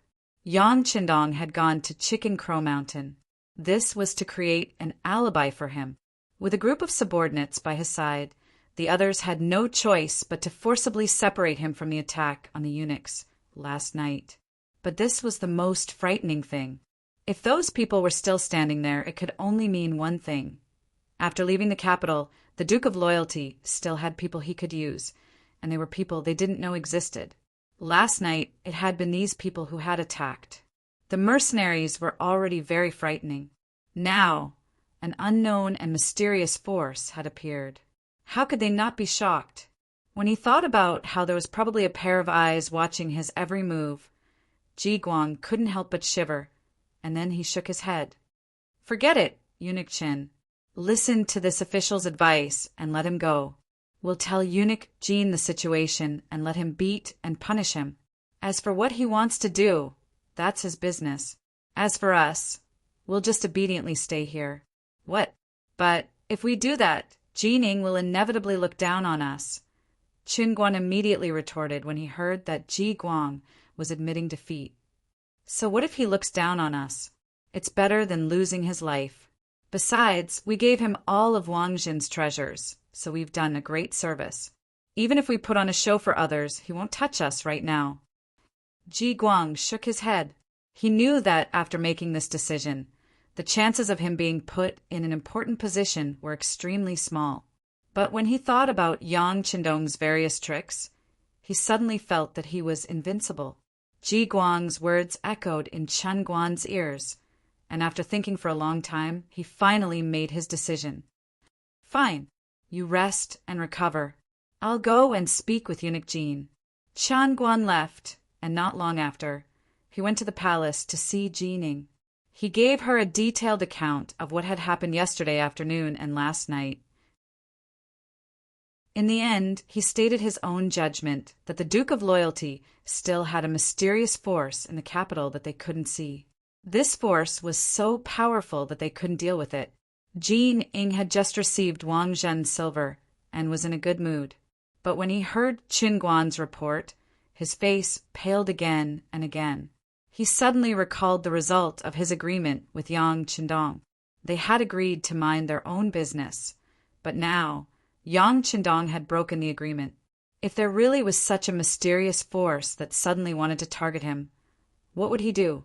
Ji Ning had just obtained great authority, so he needed to properly enjoy it. He didn't want to die at this moment. Thus, he quickly made his decision. Forget it. Since the Duke of Loyalty has Wang Zhen's receipt, we'll let this matter rest. In addition, without this Duke's permission, you went to make trouble for the Duke of Loyalty. Since you were the ones who provoked this matter, you should resolve it yourselves. In short, we need to keep the peace. I don't want to see anyone injured or even killed because of this. Ji Ning shamelessly pushed all the blame onto Qin Guan and Ji Guang, choosing to stay out of the matter. Chen Guan sighed in relief that he would no longer pursue the matter of the silver, but he was also put in a very difficult position when he had to apologize. Eunuch Jean, is the Duke of Loyalty at Chicken Crow Mountain? Should we wait for him to come back? There's no need to wait. Some things should be resolved as soon as possible. How about this? You and Ji Guang immediately go to Chicken Crow Mountain. You must have a good attitude and be sincere. Do you understand? Ji Ning didn't want any accidents to happen when he left the palace, so he wanted to resolve the matter as soon as possible. Chen Guan left with a disheartened expression. After he left, there was a ban in the palace that spread among the group of eunuchs. In the future, no matter which eunuch they were, they had to address themselves as this duke instead of this duke. Otherwise, they would have to bear the consequences. Chicken Crow Mountain. It was the end of autumn, and early winter was about to arrive. The leaves on the mountain were beginning to turn yellow, giving people a very bleak feeling. However, this didn't stop Huyen and Xiaoyin's interest. They arranged for people to bring out the meat skewers and all kinds of food that they had brought. Then they lit a fire, causing the air in the area to become much warmer. In response, Yang Qindong watched from the side without any intention of interfering. He liked to see his women happy. In his opinion, this was one of the goals he pursued. If he wanted the people to be happy, he first had to let his family be happy. Then it would be the happiness of the entire Han people. With the experience from last time, Huyen and Xiaoyin were able to command the troops in an orderly manner. Yang Qindong didn't have to do any skewers like last time. He only needed to sit and enjoy the success. When the sky slowly darkened, the bonfire lit up the sky. Huyen and Xiaoyin had also prepared everything. Just as they were about to call Lu Lang to enjoy with them, Tiger's Mane walked over. "Young master, Chen Guan and Ji Guang are here." So fast?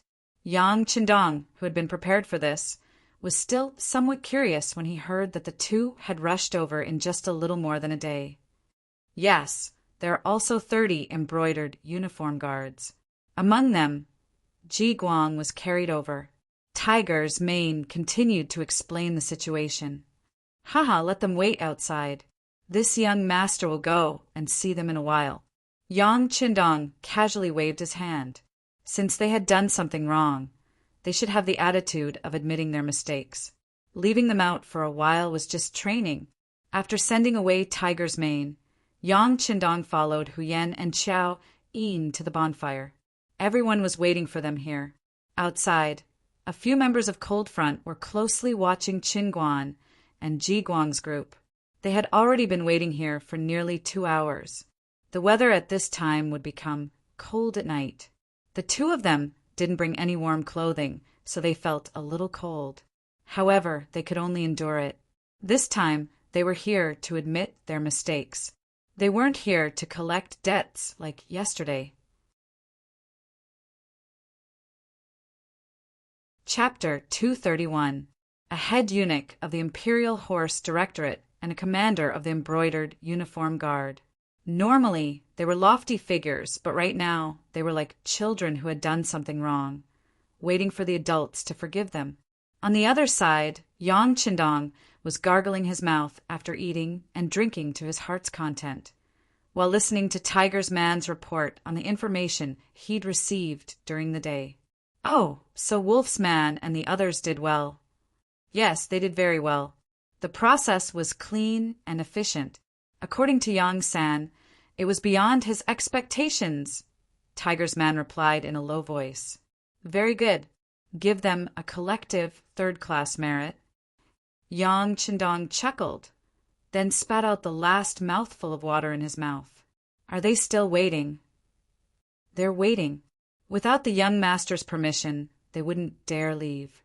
Tiger's Man's face lit up with joy, even though he hadn't been the one to do it. Seeing Qin Guan and the others lower their heads still made him happy. A hint of a smile flashed across Yang Qindong's face. Some people were just like that. They didn't want to be nice to others, and insisted on being beaten up before they knew what pain was. Forget it. It's already been 2 hours. It's getting dark, and they probably didn't bring any blankets. We can't keep them here for the night and then give them their things, can we? Tiger's Man nodded in agreement. That's right. We'll just let them dry for a while. As for blankets and whatnot, we don't have any extra. Ha. Yang Qindong laughed heartily. Then Tiger's Man and Beta Persei led the way to where Qin Guan and Ji Guang were. No one knew what they talked about when they met. However, those who were observant noticed one thing. The embroidered uniform guard that had been standing guard outside the Immortal Abode street had all disappeared. In their place were the soldiers of the warden's office. It was also from this time onwards that everyone really managed to keep to themselves on the surface. The Immortal Abode was still packed to the brim, and the Beyond Heaven's Gate was also bustling with activity. Batch after batch of rare goods were being sent out from the gate to different locations. People were walking around the Yang family bank, either depositing or withdrawing money. Everything was done in an orderly manner. Time passed by 1449, and it was the Spring Festival of 1450. The Spring Festival of the Great Ming Dynasty was the busiest time of the year, and it was also the time for families to reunite. The entire capital was bustling with activity. Even the commoners were like this, let alone the people in the palace.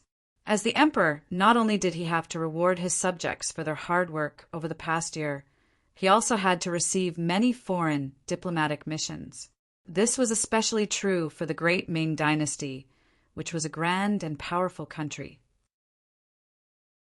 There were many vassal states and countries that didn't want to be conquered. Every year during the New Year, they would send envoys to pay tribute to show their submission or respect. This year was also Zhu Qiyu's first time as emperor. In order to show their respect, the diplomatic missions from many countries were much larger than in previous years. For a period of time, it was common to see people in strange attire in the capital. The population of the capital was rapidly increasing, and the number of consumers was increasing by the day. The business of the merchants was getting better, and more shops were opening. The shops that Yang Qindong had bought at a low price were rented out. Even though the prices were a little higher, they were still in short supply, allowing him to make a small profit. The capital began to prosper once more. This was the scene of a peaceful era. Places like the Immortal Abode, which were usually bustling with activity, were now even more difficult to find. This was especially true after the drama of the war between the war god and the Walla, which attracted even more praise. Anyone who saw this drama felt their blood boil, and even after leaving the Immortal Abode, they were still talking about it. At this time, it was time for Dai Zong to summon soldiers, and because of this, many people were seeking to join him.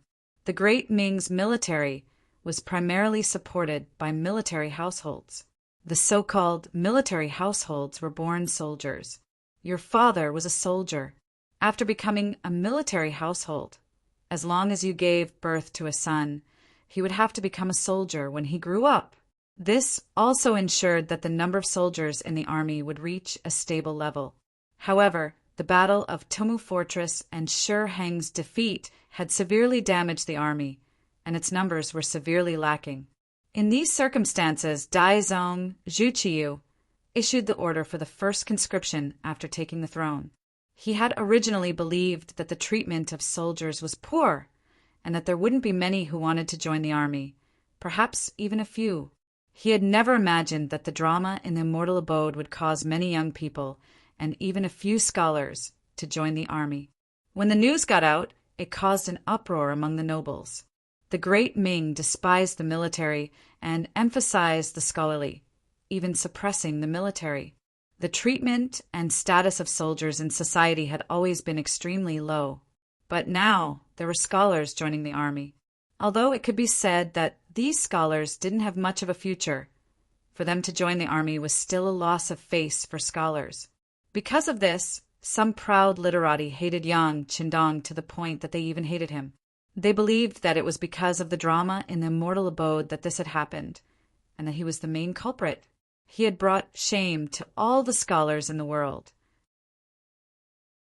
But just as they were discussing this, the Yang clan manor suddenly opened a Yang clan academy. To outsiders, it was said that the loyal and courageous Duke had nothing better to do, and wanted to experience the feeling of teaching and educating people. But in reality, only he knew that this was for the future development of the Yangtze Academy. Even though there were many advanced books in Crimson City, they had all been forcefully instilled by Yang Qindong. Without coming into contact with them, seeing them, or even understanding the principles behind them, it was difficult for them to make any progress. This gave young Master Yang the idea of nurturing talents and sending them to Crimson City. This was something he had no choice but to do. With Yang Qindong's current status and the schemes he had set up, it was impossible for him to leave the capital. Now was not the time for him to leave the capital and the center of power of the Great Ming Dynasty. Since he could not return to Crimson City, he naturally could not go back to impart knowledge. His only choice was to find talents in the capital and impart knowledge to them. With the scholars joining the army and the sudden opening of the Yang Clan Academy, the Yang Clan Manor instantly became the focus of all the scholars' condemnation. Some people even dug up Yang Qindong's history, claiming that he had only been an elementary scholar and that even his status as a high scholar had been bestowed upon him by emperor. Perhaps he had some literary talent, knew how to do business, and even knew a little about the art of war. But when it came to opening an academy, he was far too lacking. One had to know that those who were able to open an academy had to have sufficient knowledge to do so. It was not something that could be done by a random brat. There were many voices of opposition. Similarly, there were many supporters. Because of Yang Qindong, many of his books were published, and he was hailed as the #1 prodigy of the younger generation. In addition, he had composed many new songs, earning him the title of Eastern Commander. He had saved Emperor Ming, defeated Walla, and protected the position of Emperor Dai. This caused his fame to soar, and he had many admirers in the army. How could such a person lack supporters? If this was in the future, Yang Qindong could probably create a Weibo account and have tens of millions of fans in just a few minutes. There were supporters, but there were also opponents. The matter became more and more serious. Eventually, the matter reached the imperial court and reached Zhu Qiyu, the acting sect master.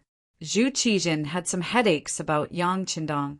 Although this person was an official, due to his young age, he didn't seem to have the awareness of being an official.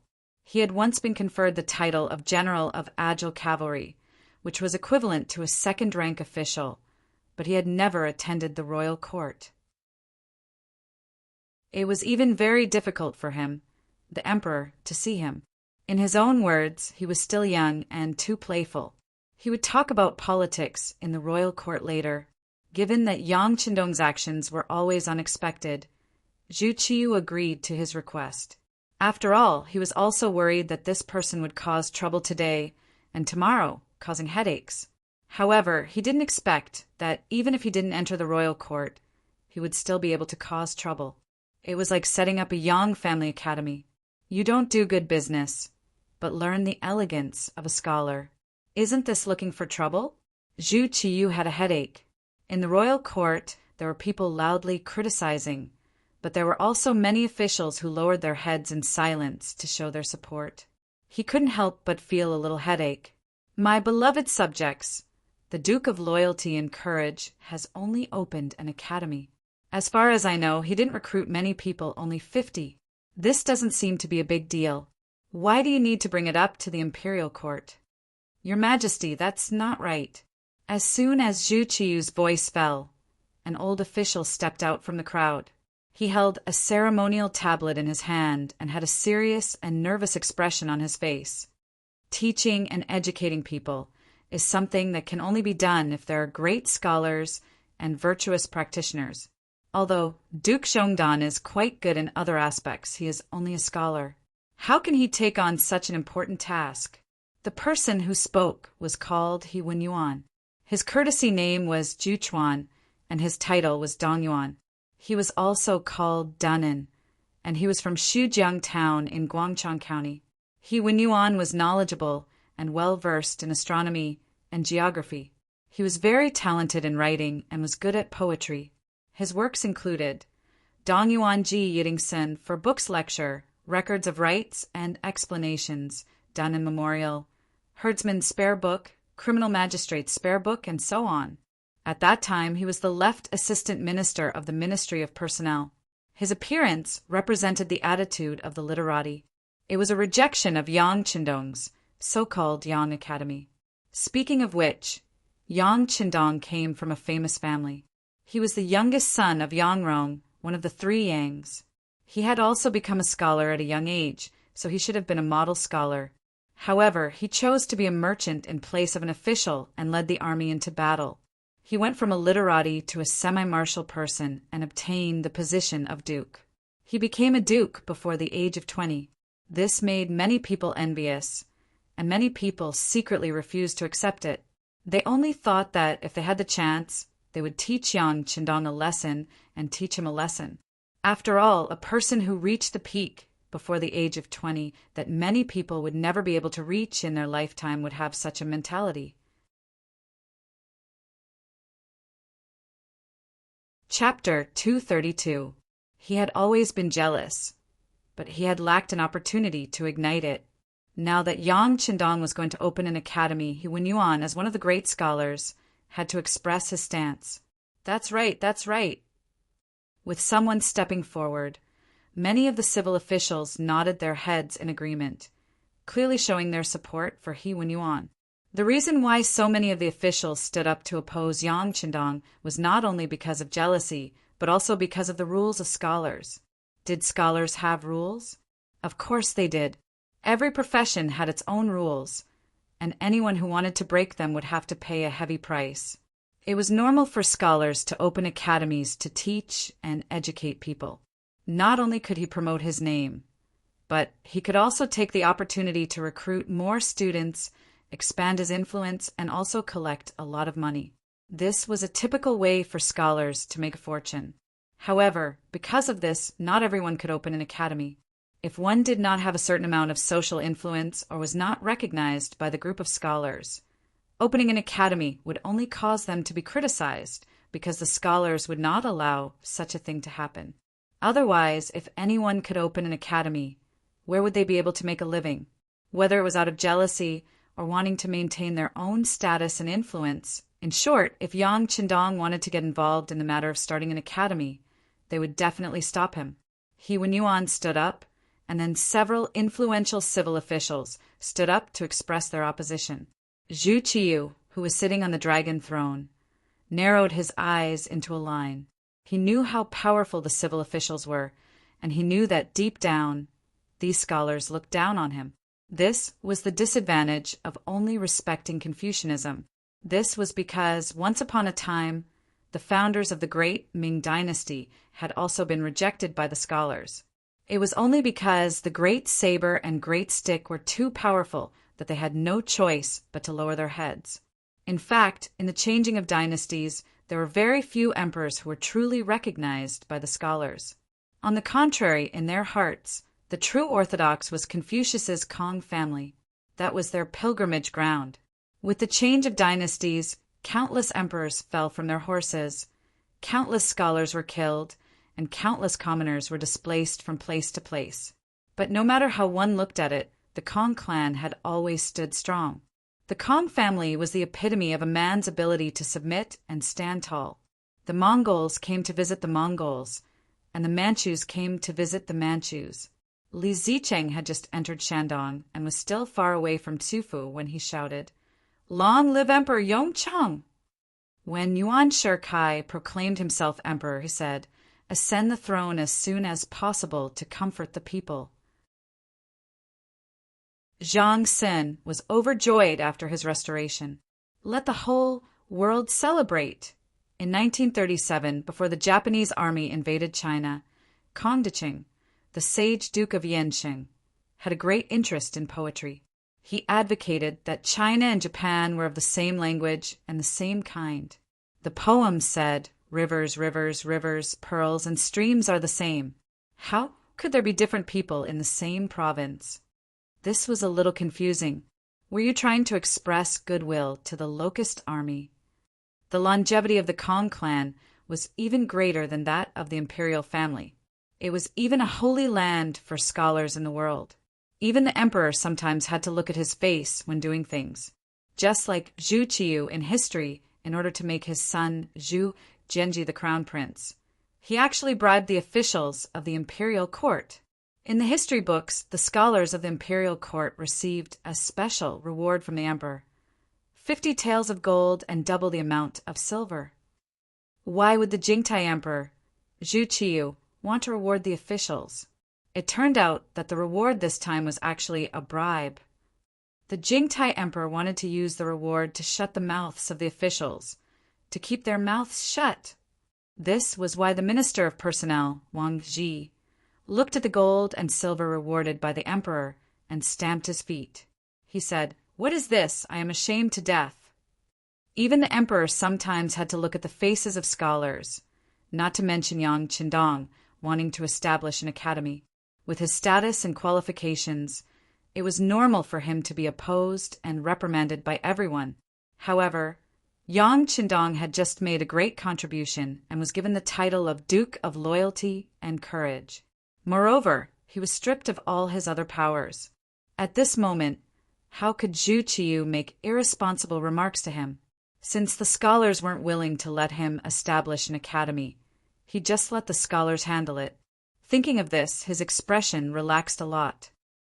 As for the matter of Zhonghua opening the Yang family academy, we still need to consider it carefully.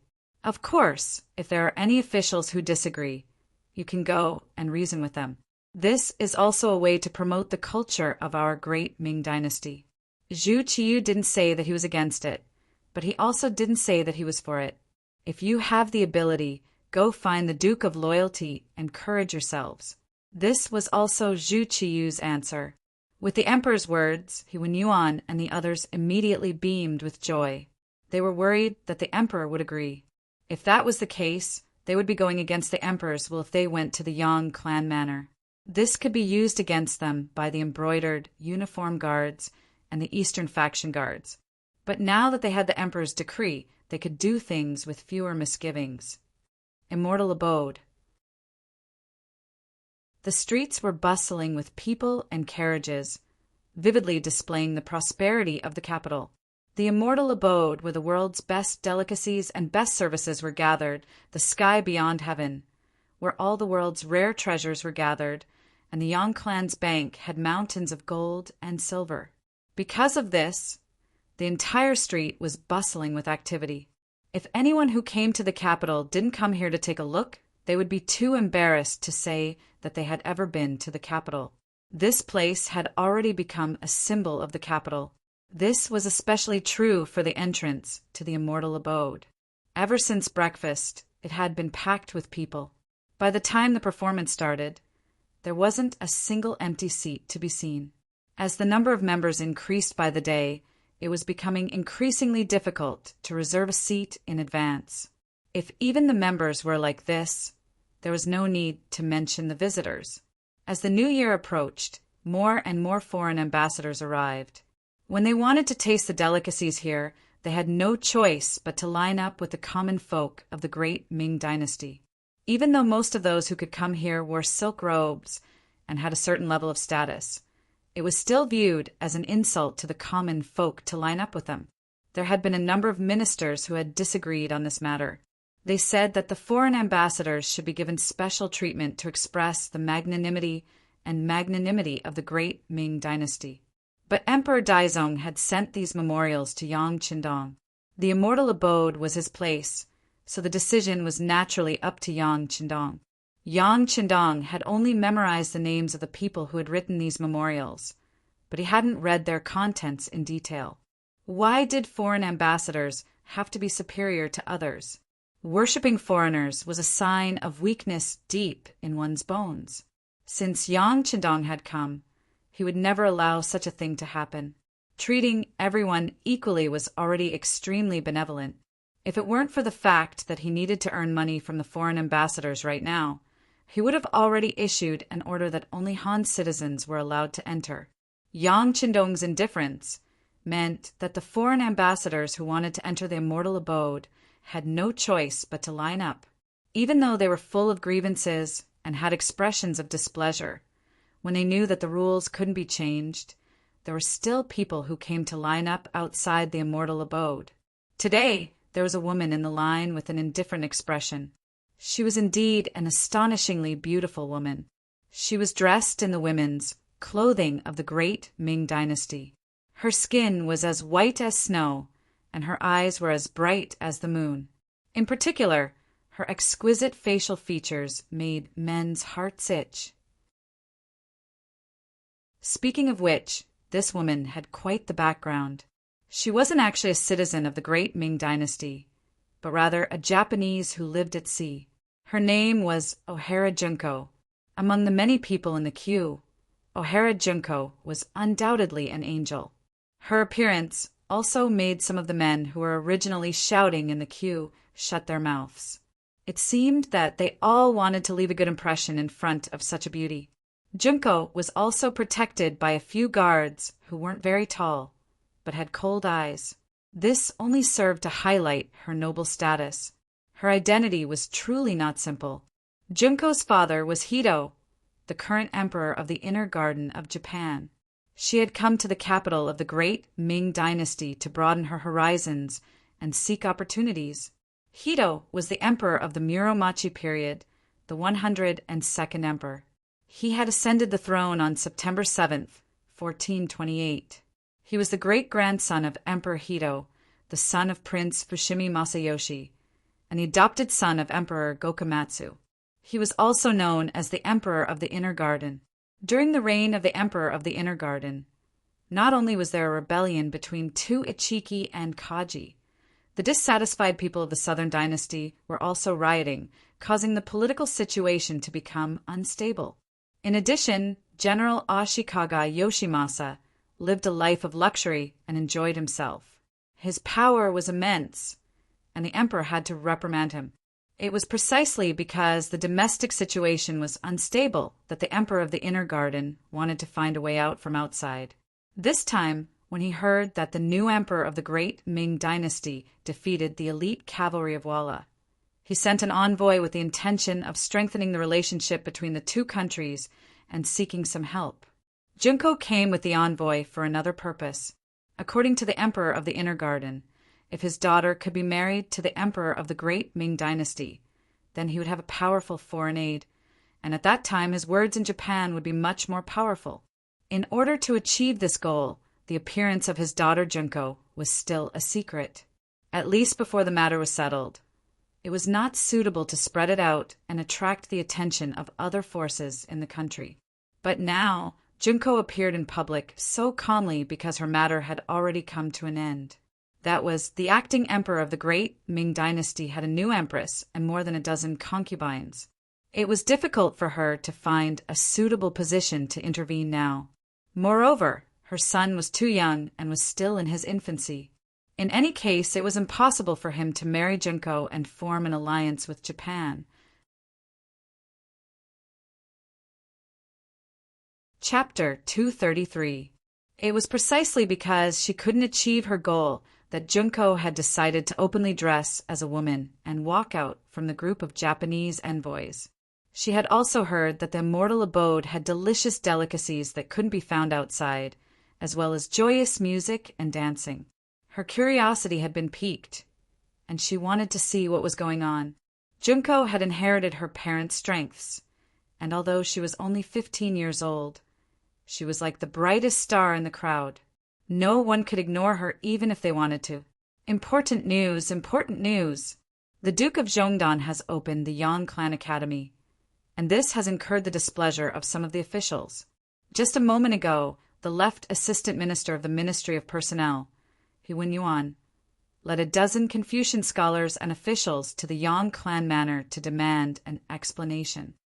An earth-shattering shout suddenly came from the crowd, causing many of the men who had been paying attention to Junko to change their minds. Who was Yang Qindong? There was no need for an introduction. There was no one here who didn't know him. Whether it was the immortal abode, the sky beyond heaven, or the Yang Clan Bank, they were all his handiwork.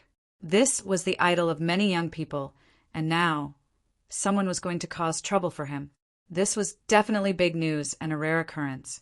When the crowd heard the news, they all rushed toward the southern part of the city. They wanted to see how the Dong Shuai would deal with Wen Yuan and the other Confucian scholars. At this moment, not only did the line outside shrink, many of the diners who had been eating in the immortal abode also walked out, causing the originally crowded street to become much emptier. With so many people leaving, those who remained were particularly conspicuous. Among them were Junko and several of her guards. Little Lin Kuan, did they go to see the Dong Shuai? Junko's crisp voice rang out in somewhat awkward Chinese. Among the guards, a young man with a mustache was originally looking around with a serious expression. When he heard Junko's voice, he immediately turned around and nodded. Princess, they really did go to see the Dong Shuai. According to the information we received, The Dong Shuai is not in the capital, but in the Yang clan manor 15 li south of the city. The Yang clan manor? Junko also wants to go take a look. With a trace of desire in her eyes, Junko said in a moving voice, "This." Xiao Lin hesitated when he heard the princess' request. In the capital, the princess's safety was guaranteed. But once she left this place, he truly didn't dare to guarantee anything. Not hearing Kobayashi's exact answer, Junko's face flashed an innocent smile. What's wrong? Could it be that Xiao Linquin had no confidence in his own strength? My father has said that little Lin Kuan is one of the best of the younger generation in Japan. Even my father's guards are not much stronger than you. Junko's affirmative voice reached Kobayashi's ears. His body suddenly straightened, and at this moment he seemed to have become much taller. Well, since the princess is interested, Kobayashi will certainly fulfill her wish. Then let's set off now. All right. Thank you for your hard work, Korean Kuin. After her brilliant plan succeeded, Junko's face returned to normal, as if she wasn't the girl who was begging just now. Outside the Yang Manor, He Wenyuan and several other great scholars were standing in the square, 50 meters away from the manor.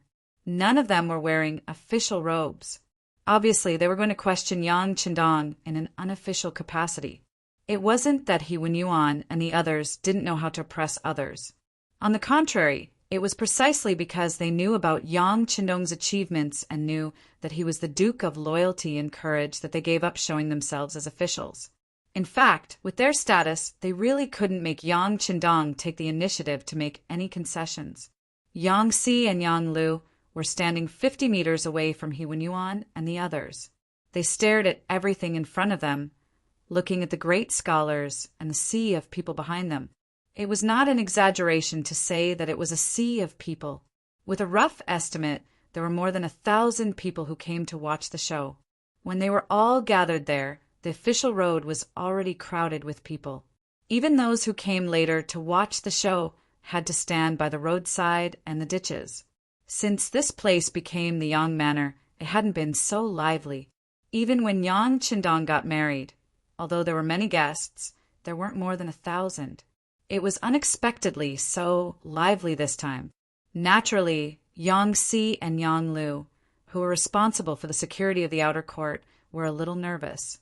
Among the crowd, Junko also came here under the protection of Xiao Lin and the others. It had to be said that, in many cases, the use of money was still very great. When Xiao Lin took out some broken silver, he quickly let some people of the great Ming dynasty, who came early to watch the show, give up the best position. This also allowed Junko to stand in the most advantageous position and watch the battle between the scholars of this foreign country. He Wenyuan and the others came very early, but they weren't in a hurry to say anything. They were waiting for more witnesses to embarrass Yang Qindong. Now that the people had gathered, He Wenyuan and the others looked at each other and reached an agreement. In the end, it was the left assistant minister who stepped forward and said to Yang Si and Yang Lu, who were 50 meters away, "Is the Duke of Zhongdan so arrogant? We have been here for half a day. Why haven't we seen him? Could it be that he is afraid?" Afraid? How could our family's Duke be afraid of scholars like you? Yang Si's eyes had a hint of ridicule as he stepped forward. Our family's Duke is busy every day and has a lot of things to do. He doesn't have time to waste on you. If you don't have anything important to say, please go back. How could He Wenyuan, a great scholar, look good when he was despised by a scholar? But in the end, he had been an official for many years, and his face had long been trained. His anger only lasted for a moment, and he quickly calmed down and asked back, "You said that we are scholars, but does the Duke of Zhongdan look down on all scholars in the world?" Yang Si's face darkened when he was suddenly countered with a slip of the tongue.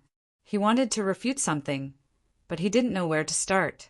After all, fighting with his fists was his forte, and in terms of talking, he was far inferior to the few Confucians. Seeing that Yang Si's face was burning with anger, but he didn't know how to answer, He Wenyuan looked up to the sky and roared, as if he had already won and done something satisfying. "The Duke has arrived." At this moment, a thunderous shout sounded. Yang Qindong, dressed in green and holding a folding fan, approached from afar under the protection of Tiger's Mane, Beta Persei, and the others, although it was only a seemingly casual green robe. As Yang Qindong's footsteps continued to approach, a wave of pressure swept over He Yuan and the other great scholars. Even the commoners who were closer to them to watch the show felt a sense of oppression. It was as if they were not facing a group of people, but a prehistoric divine beast. Yang Qindong was always like this, giving different people different feelings. As a friend, he was as warm as the sun. As an enemy, he was as happy to suppress them like a storm. When did this Duke say that he looked down on scholars? Scholars are a part of this society, just like farmers, merchants, and workers. They can all create value and contribute to the progress of this society. They are all worthy of respect. Before he even arrived, his voice was already heard. It was just one sentence, but it attracted loud cheers from the people who were watching the commotion. Most of the people who came to watch the show were farmers, merchants, and workers. Yang Qindong's words had attracted everyone's consensus, and he had instantly changed his role and become the spokesperson of these people. How could it not arouse everyone's good feelings? However, He Yuan and the others who heard this sentence also had ugly expressions on their faces. Regardless of whether others could hear it or not, they heard it very clearly. That was, this loyal Duke had compared farmers, merchants, workers, and scholars. Just from this point alone, it was inevitable that they would feel dissatisfied. During the great Ming dynasty, not everyone could go to school, nor did they have the opportunity to. Firstly, the cost of studying was high, and it was necessary to hire good teachers to teach, which required money. Secondly, scholars also paid attention to the difference in family background. If one did not have a good family background, even if one went to school and did not have a recommendation, it would be difficult for one to have a bright future. Often, one could only write letters for others and work as an accountant. That was also very difficult to be looked down upon. Thirdly, the proportion of scholars who eventually became a Shiozai, an imperial scholar, or an official was relatively small. Many people might have studied for a lifetime, but it would be difficult for them to become a Shiozai until they died. It was a waste of money and time, and there might not be a good result. This made most of the people unable to bear it. There were statistics in the history books, and the proportion of scholars in the Great Ming Dynasty was less than 1%. In other words, it was difficult to find one scholar in 100 people, which made their status even more noble. Yang Qindong classified them as ordinary people, so it was no wonder they were angry and did not give him a good face. Loyal Duke?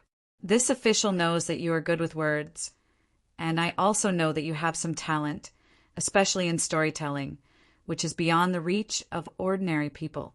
However, establishing an academy is not something that can be done by relying on a few absurd stories that will only mislead the students. Do you understand? He Yuan cleverly did not argue with Yang Qindong about the status of scholars. Instead, he went straight to the point, saying that Yang Qindong's ability was limited and that he was not qualified for such a big matter as opening an academy. This official does not know. Yang Qindong waited for He Yuan's voice to fall and straightforwardly shook his head. This official only knows that teaching and educating people is a matter of great virtue. Being able to let the common people of the world know more words and understand more knowledge is the way of the good. In order to achieve this goal, this Duke's teaching will not charge a single copper coin for tuition, and 2 meals will be provided. If the student is talented, this Duke will recommend a suitable position for him or her, so that he or she can bring honor to his or her ancestors and family. Chapter 234. Wow! As soon as Yang Qindong's voice fell, there was a burst of exclamations from the crowd. Teaching without charging a single coin for tuition and taking care of food was something that no school or teacher could do. Those who were ambitious would not be able to meet this requirement because their own strength did not allow them to. Those who were strong would not have such thoughts. They would rather earn more money.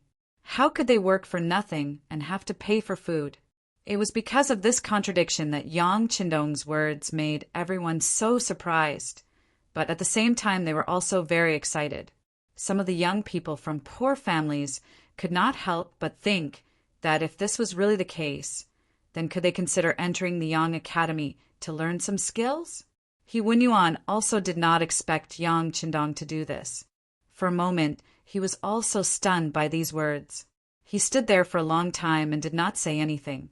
It was not until someone next to him whispered something that he suddenly realized something. He looked at Yang Qindong with a mocking expression and said, "Duke of Loyalty and Courage, this official knows that you are very good at doing business. But teaching people knowledge is not teaching them to do business. That is to see the real thing, do you know?" Ha ha ha. He Wenyuan's words attracted the laughter of his companions. They all looked at Yang Qindong with disdain. It was as if they were saying that he was a businessman and the students he taught were only businessmen. How could he be considered a real scholar? How could he be recognized by the scholars of the world? The mocking voices of these people did not move Yang Qindong at all. He even laughed. Ha ha ha, who said that this duke only knows how to do business. Have you forgotten who led the army of Walla to defeat them? Besides, it is better to have the guts than to have the guts. If you don't try, how can you know what you can do? Gentlemen, I'm afraid that you can't be literate from the moment you came out of your mother's womb. Is your literary talent extraordinary? The great Confucian scholars' faces darkened when they heard who was the one who defeated Walla's army. They couldn't help but take half a step back. At this moment, they remembered that the person in front of them was someone who could lead an army to defeat the powerful Walla. He killed people on the battlefield without blinking an eye. If they really angered him, they wouldn't be able to reason with him.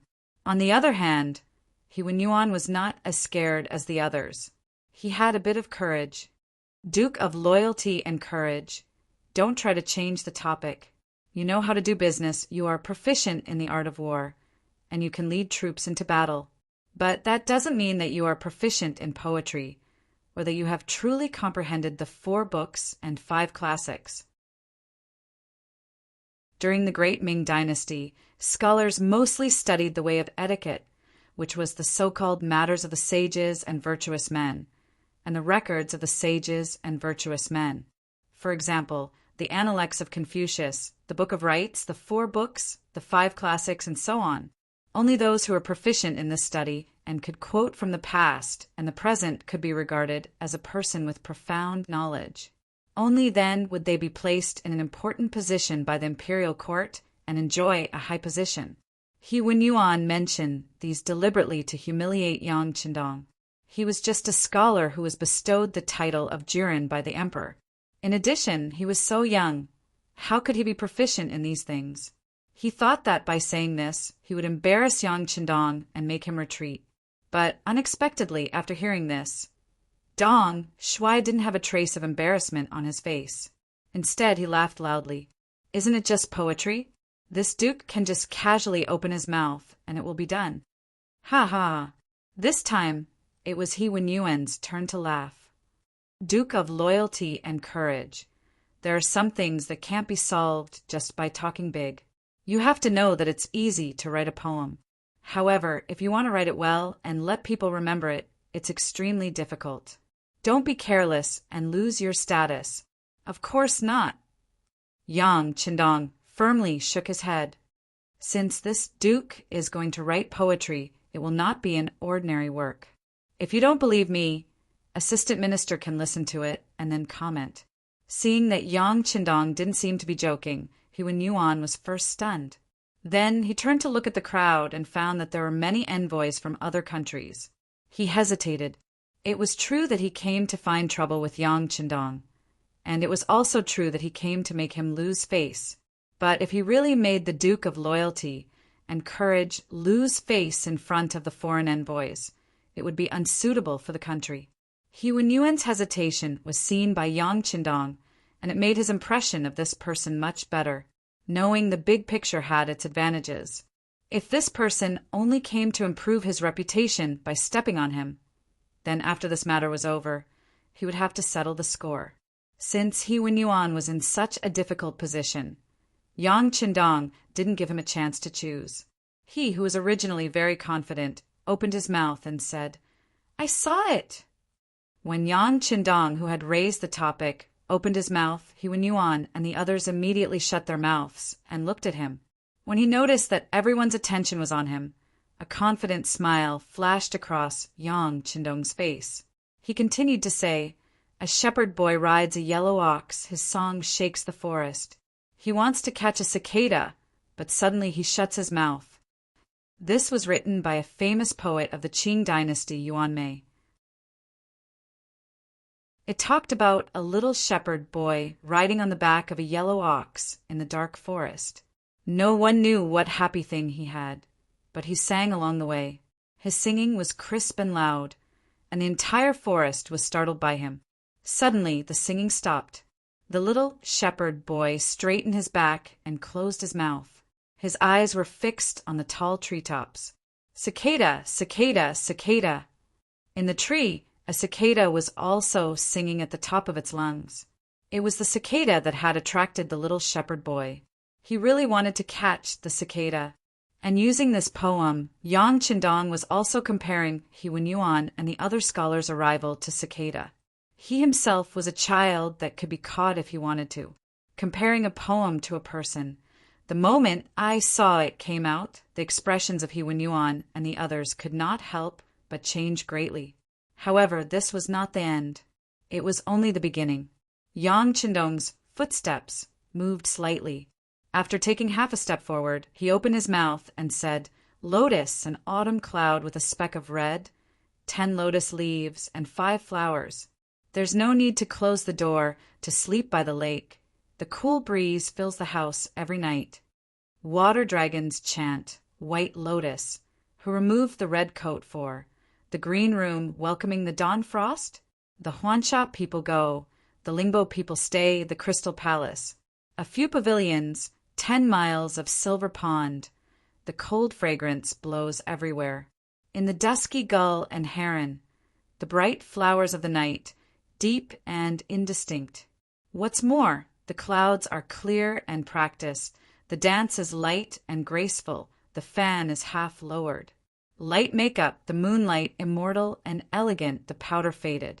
When the small boat returns, the duckweed opens, the mirror looks out. Afraid of the remains, the cold waves, the 10,000 leaves, the west wind wore.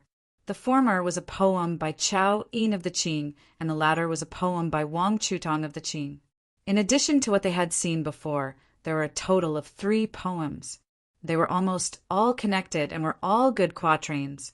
For a moment, it naturally shocked He Wen-Yuan and the others, making it impossible for them to find the problem. They were shocked, but Yang Qindong did not seem to be satisfied. He looked at He Wen-Yuan and the others who had come looking for trouble, and said, "Poetry is only a small path. As long as you study hard and accumulate, it is not difficult to create good sentences. Don't you think so? Well, since you have come today, it would not be right if I did not give you something. This way, I will give you a poem. You must listen carefully. If there is anything you do not understand, you can come back and ask me." Ha ha ha. Yang Qindong's proud laughter fell into the eyes of He Wen-Yuan and the others, making them angry. No matter what, they were people who had been studying for half their lives. Yang Qindong would only be 20 years old during the new year. Even if he could compose a quatrain, it would be impossible for them to ask for advice. This was simply an insult. Everyone looked at Yang Qindong with a few more traces of anger and annoyance. On the other hand, He Wen-Yuan seemed to have a pretty good ability to calm himself down. When he looked at Yang Qindong, he said, "I wonder what loyal and gallant Duke has to teach us. We are willing to take a look. If there is something we don't understand, we can naturally ask for guidance. However, if you say it out loud, we will understand immediately." "Haha, you don't have that high of an IQ." Who would have thought that Yang Qindong directly interrupted He Yuan and said, "Listen carefully, I will only say it once. Whether you remember it or not depends on your luck. If you want to learn, you can come and ask for guidance in the future." Yang Qindong seemed to be very confident as he raised his head to look at the sky above him. After muttering to himself for a moment, he slowly said, "The Shi clan's history of lion eating." As soon as the name came out, He Yuan and the others were stunned. They were indeed smart enough to suddenly think of something. But then he looked at Yang Qindong with an impossible look, completely with a look of disbelief. However, Yang Qindong didn't even look at them. Instead, he looked up to the sky and said, "Stone Chamber poet Shi, the gluttonous lion, swears to eat 10 lions. From time to time, he was a lion in the eyes of the city. 10 o'clock, Shi city. At that time, the clan saw the 10 lions with the power of the 10-stone arrow, and the 10 lions died. She picked up 10 lions' corpses, which fit the stone chamber. The stone chamber was wet, so she sent a servant to clean the stone chamber. She began to eat 10 lions' corpses. When eating, the initial knowledge was 10 lion corpses, 10 stone lion corpses. At that time, the clan's primordial knowledge was the truth. Testing is the matter. When the poem was finally finished, Yang Qindong let out a light breath. For this poem, for this moment of pretentiousness, he had put in a lot of effort last night. Fortunately, he had memorized it perfectly without a word wrong. This poem talked about a poet surnamed Shi. He lived in a house made of stone. He was especially fond of lions and loved to eat lions. He swore to eat 10 lions. He often went to the market to see if lions had appeared. One day at 10 o'clock, 10 lions just happened to appear in the market. At that time, Shi Jun also came to the market. He saw these 10 lions, so he took out his bow and arrow and shot these 10 lions to death. Shi Jun then picked up the 10 lion corpses and prepared to move them to the stone chamber where he lived. Unfortunately, this stone chamber was very wet. Shi Jun told his servant to wipe the stone chamber clean. After the stone chamber was cleaned, he began to try to eat these 10 lion corpses. When he was about to eat, he realized that these 10 lion corpses weren't real lion corpses, but 10 lions made of stone.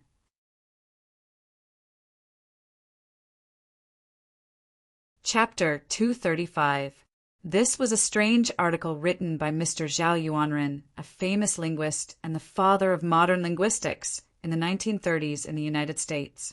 The original title of the article was The History of the Stone Chamber Poets Eating Lions. The full text was 94 words, later expanded to 103 words, including the title of the article, a total of 110 words. If it was read aloud in Mandarin, people who did not understand ancient Chinese would not be able to understand it at all. The reason was that modern Mandarin had lost the entering tone and voicing of ancient Chinese.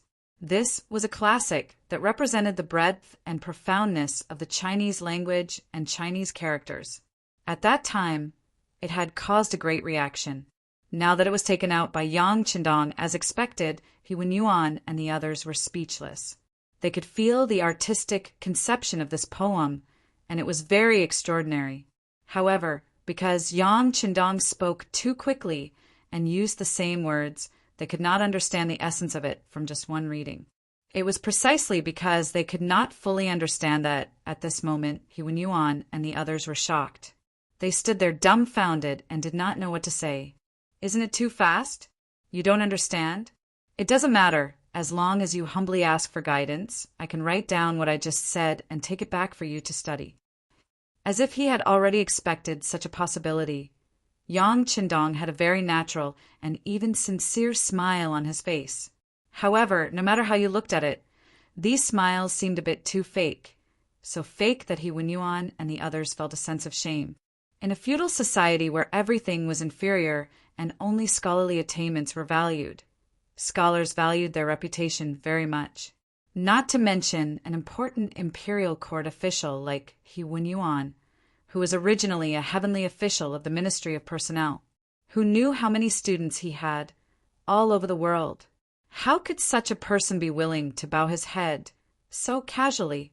If you asked him to bow his head in front of everyone and ask for guidance from a young boy who was not even 20 years old, it would be worse than killing him. He Yuan would not bow his head no matter what. At this moment, he knew that Yang Qindong was humiliating him. So how could he fulfill the other party's wish? He raised his head with some difficulty, clasped his hands together, and turned to leave. What I saw, Lotus, water dragons roar, White Lotus, and White Lotus had already defeated them, not to mention that there was also the history of the Shi family eating a lion as the foundation. At this moment, they really didn't know what other meaning there was for them to stay here other than asking for humiliation. He Yuan and the others left just like that.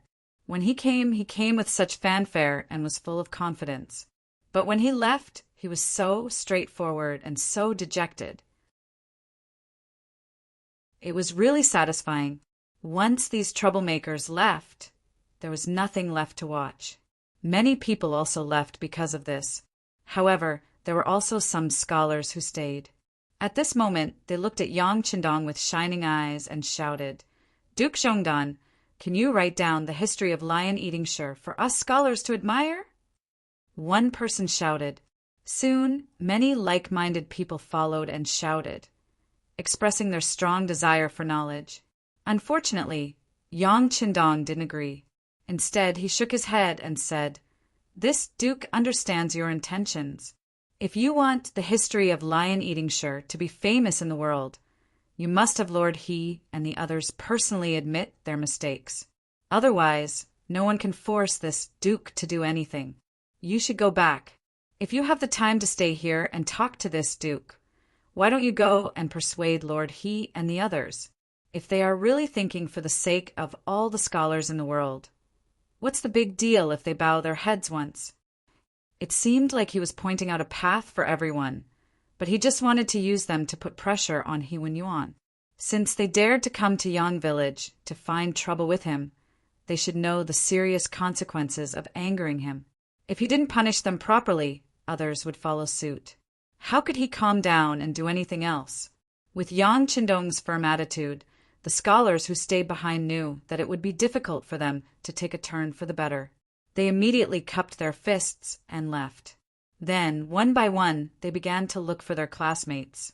First, they wanted to tell them what had happened today. Second, they wanted to see if there was any way they could find Lord He and the others and have them admit their mistakes. After all, such a masterpiece shouldn't be buried. It should be spread throughout the world. Soon, most of the people had left. In the end, only Junko and her guards remained. Seeing that everyone had left, the guard captain, Kobayashi, was extremely confused. "Princess, we should go back. If we are late, who knows how long we'll have to wait to eat in the immortal abode." Immortal abode? Kobayashi? Could it be that you've forgotten who founded it? The Yang village must have even better delicacies. Why should we give up what's near for what's far away? Junko was already curious about Yang Qindong. In terms of age, the person in front of her was only 4 or 5 years older than her. There wasn't much of a difference. However, in terms of literary talent and ability, he was far superior to her. Junko had been influenced by her father ever since she was a child. She had always been diligent in her studies. After learning about Japan, she developed a strong interest in the culture of the Great Ming Dynasty. After all, the Great Ming Dynasty was far more fertile than Japan. It was vast and rich in resources and had a much richer history. After coming into contact with the culture of the Great Ming Dynasty and learning about this country, she was quickly drawn in. She knew that this was a country filled with talented people. It was as if there was some kind of magic here. Every once in a while, when the country entered a period of weakness or decline, an extremely powerful figure would appear. That person would step forward to restore order and revitalize the country. They would become even stronger and become a powerful country revered by all. This was the path that Japan had to take. Gradually, Junko was no longer satisfied with her studies. She came to the Great Ming Dynasty just when her father wanted to use the power of the great Ming dynasty's marriage to strengthen his ruling power. In Japan, although Junko was still young, she was already famous. Many people even called her the first beauty and the most intelligent woman in Japan for hundreds of years. For a girl to have an angelic face meant that she had endless wealth, not to mention that she was so smart and knowledgeable. If she stayed in Japan, she would have achieved something in the future. However, she didn't do so. Instead, she chose to come to the great Ming dynasty, even if she knew that by doing so, she might have to live with a person she didn't like and didn't know. However, she still didn't regret it. This was because she admired the culture of the great Ming dynasty. Now, knowing that the marriage with the great Ming dynasty's imperial family might be difficult to continue, Junko's goal this time no longer existed. It was impossible for her to say that she wasn't disappointed at all. But now, she met Yang Qindong, the youngest upstart in the great Ming dynasty. He was the youngest person to become a duke with his own hands. His performance just now was so free and easy. He was so smart and knowledgeable. Wasn't such a person the kind of person she wanted to know and find? At this moment, Junko suddenly had an idea. That was, she wanted to stay. She wanted to get in touch with this loyal duke of the great Ming dynasty. She wanted to see if he was really talented or just an ignorant and incompetent playboy. If it was the former, she wanted to see if there was anything worth learning. If it was simply to see if she could accept him for her own use. If he was really capable and could play a big role in helping her father, this trip to the great Ming dynasty could be considered to have some gains. Of course, Yang Qindong wouldn't accept her, but Junko never worried about this. In her opinion, she was so beautiful. In Japan, even men who were about the same age as her father, or even a lot older than her father, couldn't help but show a greedy look when they saw her. This was where her charm lay. She firmly believed that Yang Qindong would be like other men and would comply with all her requests. After telling the guard Captain Kobayashi that she wanted to stay here for a while, Junko strode forward and turned around. She chased after Yang Qindong, who was walking towards the courtyard of the Yang family manor. "Loyal Duke, please wait." The voice of an oriole spread out along with the wind. Yang Qindong, who was striding forward, felt a slight vibration in his ear. His footsteps slowly stopped. It was said that one could recognize a woman by smelling her fragrance. But at the same time, some people also said that a woman's voice was also a kind of name card. When a man heard a beautiful voice, he couldn't help but imagine what the owner of the voice would look like. Just like now, Yang Qindong, when he heard this voice, he had an urgent idea to see what kind of woman could make such a beautiful voice. His footsteps stopped, and his body slowly turned around. When he looked up, his eyes just happened to meet with Junko's gaze. Junko was more than 6 meters tall. Perhaps because she was still young, her figure was slightly petite, but it made her have the gentleness and grace of a woman in the great Ming dynasty. She had a lock of beautiful hair that fluttered in the wind. Her eyebrows were slender and long, and her eyes were full of charm. Her nose was straight, and her cheeks were slightly flushed. Her lips were tender and alluring, and her dimples were as white as snow. Her skin was as white as jade, and her skin was as white as jade. On her oval face, her eyes were quick-witted, and there was another kind of moving charm in them. At this time, Junko was looking at Yang Qindong with a smile. Her smile was so pure and so clean that Yang Qindong couldn't help but have a feeling that she was an angel in the world. This was the first time Yang Qindong saw Junko, and he had to admit that he was indeed shocked by her beauty. Standing there, he showed a rare look of loss of self-control and stared straight at her for 3 seconds.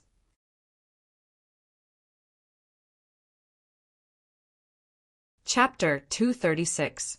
Yang Qindong's performance fell into Junko's eyes, and she was very proud of herself. Appearance was her greatest weapon, and now it seemed that it was really effective. Presumably, no matter what kind of request she put forward next, this loyal duke of the great Ming dynasty would definitely not refuse. Junko's pride lasted for 3 seconds. When she wanted to see Yang Chendong's performance, to her disappointment, he actually returned to his previous indifferent smile. She felt that the absent-minded loyal duke just now was so unreal, as if she had imagined it. "Who are you? Where are you from?" While Junko was still in a daze, Yang Chendong had already asked her about her origin. The reason why he asked this question was also because of Yang Chendong's confidence. With the power of the Security Bureau, if there was really such a young and beautiful woman in the capital, it was impossible for them not to even mention it. Although he had never ordered Yang Chendong to collect beautiful women, if there was such a woman, Yang Chendong believed that his subordinates would definitely report it. But there was no such report, so there could only be one answer. This woman did not belong to the capital. Junko had always regarded men as nothing, and except for her father, she rarely pretended to talk to men. But for some reason, when Yang Chendong asked her this question, she couldn't help but reveal her identity. She replied softly, "My name is O'Hara Junko, and I am the Princess of Japan." But just after she said this, the captain of the guards, Kobayashi, whispered in disbelief, "Princess, be careful with your words." No wonder Kobayashi was so nervous. It was because Junko's identity had never been disclosed to the outside world. Even the Ministry of Rights of the great Ming dynasty did not know about her existence. But now, she took the initiative to reveal it. No wonder he was so anxious. "I'm sorry, Kobayashi, I forgot myself." Junko, who heard the reminder, immediately blushed. She knew that she had made a mistake, and it was not a small mistake. She immediately whispered to Kobayashi in Japanese. The conversation between Kobayashi and Junko was in Japanese, and there was not much difference between it and the Japanese of the later generations. But in the relatively isolated Great Ming dynasty, there were very few people who could really understand this language, and Yang Chendong was one of them. In his previous life, he went to Japan to perform many tasks, so naturally he was very familiar with the language there. At this moment, he naturally heard the conversation between the master and servant. Although he understood it, the clever Yang Chendong still pretended that he didn't understand it, and even showed that he didn't understand anything. He didn't even clearly hear the first sentence of the identity introduction in Chinese. "What did you say, Junko? What a strange name. Where are you from? Who are your parents?" When Yang Chendong asked like this, it could be noticed that Junko's face instantly relaxed a lot. Junko only heard her name and didn't understand the identity introduction. At the same time, she quickly thought of another identity and said, "I'm a businessman from Japan, an ally of the great Ming dynasty. I've long heard that the capital of the great Ming dynasty is so prosperous, and I always yearn for it. This time I came out to see the world." Soon, she fabricated an identity, and it was half true and half false, which was no problem for most people in the great Ming dynasty. But in the end, she underestimated Yang Chendong too much. Not to mention whether the Security Bureau could find out her true identity. For a loyal man who knew Japanese, what secrets could she have in front of him? It's just that Yang Chendong didn't mean to point it out. Since the other party had intentionally concealed their identity, they must have other motives. Although he was curious, he still decided to get in touch with them and see if there were any opportunities for him to gain. Of course, whether this was related to Junko's beautiful appearance, only the sixth young Master Yang himself knew. It turned out to be a foreign friend. Hee, it's this official's eyes that are blind. As you said, the capital of the great Ming dynasty is indeed very prosperous. Since you're here, you should take a good look. But forgive this eunuch for being busy, so I won't accompany you," Yang Chendong said with a smile. After saying this, he turned around and left. Yang Chendong's performance, in addition to being polite, also had a trace of unfamiliarity, which made Junko very unhappy. All along, men in her eyes were just lives that only had desires. As long as she wanted, she could summon them at any time and send them away at any time. How could there be someone like Yang Chendong, who didn't seem to be moved by her appearance and took the initiative to keep people 1,000 miles away? Maybe it was because he was not convinced or maybe it was because he wanted to prove something. Junko unexpectedly said, "Great Ming Dynasty's loyal duke, you just said the history of lion-eating sure too quickly." This little girl didn't understand it very well. "I don't know if you can ask for advice." This little girl actually admires the loyal duke very much. While speaking, Junko also showed a shy look as much as possible. This was what she learned from the concubines in her father's imperial palace. Although she looked down on that kind of woman from the bottom of her heart, she had to admit that in order to survive, sometimes their special performance was indeed worth learning. "Oh, you, a girl, are also interested in the history of lion-eating sure?" Yang Qindong, who had half of his body turned around, suddenly raised the corner of his mouth at this moment. He deliberately showed an attitude of isolating the other party in order to change from passivity to initiative. Women, sometimes beautiful women, were so strange. The more you took the initiative, the more unwilling the other party would be to pay attention to you. On the contrary, if you ignored the other party would look at you differently. Just now, Yang Qindong deliberately showed a different attitude, and sure enough, Junko was hooked. Since the other party had such a request, Yang Qindong, who wanted to know the other party's purpose, naturally wouldn't be polite. "Yes, great Ming Dynasty's loyal duke, this little girl is indeed very interested in the history of lion-eating sure." Seeing Yang Qindong turn around, Junko immediately showed a confident look. "You can call me Dong Shuai like others. Since Junko is interested, why don't we talk about it in the manner?" Yang Qindong politely maintained a smile, and then made a gentlemanly gesture. Seeing Yang Qindong's invitation, Junko was very happy and even lowered her head shyly. She knew that such an approach would be very lethal. "Thank you, Dong Shuai." Junko agreed and strode toward Yang Qindong. Shaolin and the other bodyguards followed closely behind him. But when they arrived at the gates of the Yang Manor, Ming, who had always been by the sixth young master's side, suddenly stretched out his large hand and blocked Shaolin and the others. He then said in a heavy voice, "The manor is an important place and is considered private property. Outsiders are not allowed to enter without permission. It would be best if you all stood guard outside." Shaolin was a little dissatisfied that the princess wasted her limited time in such a seemingly ordinary manner. Now that he heard that he and others were not allowed to enter, how could he be willing to comply? He immediately widened his eyes, looked at Tiger's Mane, and said loudly, "Baka!" "Huh, what do you want to do?" Although Tiger's Mane did not understand Japanese and did not understand the meaning of this sentence, he could see that Shaolin was angry. He immediately glared back at him with an unyielding look. As soon as Tiger's Mane got angry, the tall Beta Persei directly took a step forward, almost sticking to Shaolin. Then, with his unique height, he stared at Shaolin condescendingly, as if he was ready to attack at any time.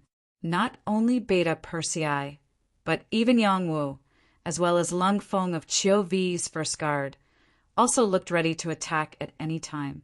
The originally harmonious atmosphere became a lot more tense because of Shaolin's words. A murderous aura filled the place, and even Junko, who did not know Kung Fu, felt a chill. Junko didn't understand why she felt this way, but she was smart enough to know that she didn't have any advantage right now.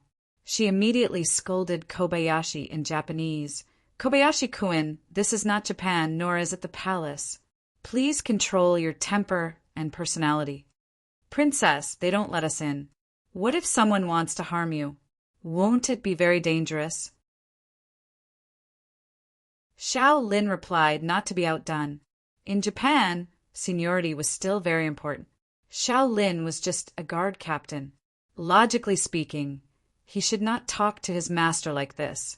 But when it came to the other person's life, he did not have to worry so much. It was because Junko knew this that she did not blame Shaolin. On the contrary, she also thought that it was indeed too risky to enter Yang Village alone. After a slight hesitation, she nodded. "Well, you are right. Let's leave." After Junko finished talking to Kobayashi, she looked at Yang Qindong and said with a beautiful smile, Dong Shuai, I'm very sorry. My servant reminded me that I have something important to do. I think I have to leave first. She even knew the name of the servant. Yang Qindong was very interested in Junko. He was even more curious about her purpose in coming to the great Ming dynasty. That is really bad news. But since Miss Junko has something important to do, I won't delay you any longer, please. Thank you, Dong Shuai, for your understanding. If there is a chance, I will definitely come to visit Dong Shuai. Junko said very politely. There will definitely be a chance. Yang Qindong said with incomparable certainty. Of course, in Junko's eyes, it was hard to say whether this person was too arrogant or not. Finally, Junko left with Xiaolin and 7 or 8 guards. She left Yangjia village. Yang Qindong's gaze followed them as they left. Even when they were out of sight, Yang Qindong still maintained the same posture as before.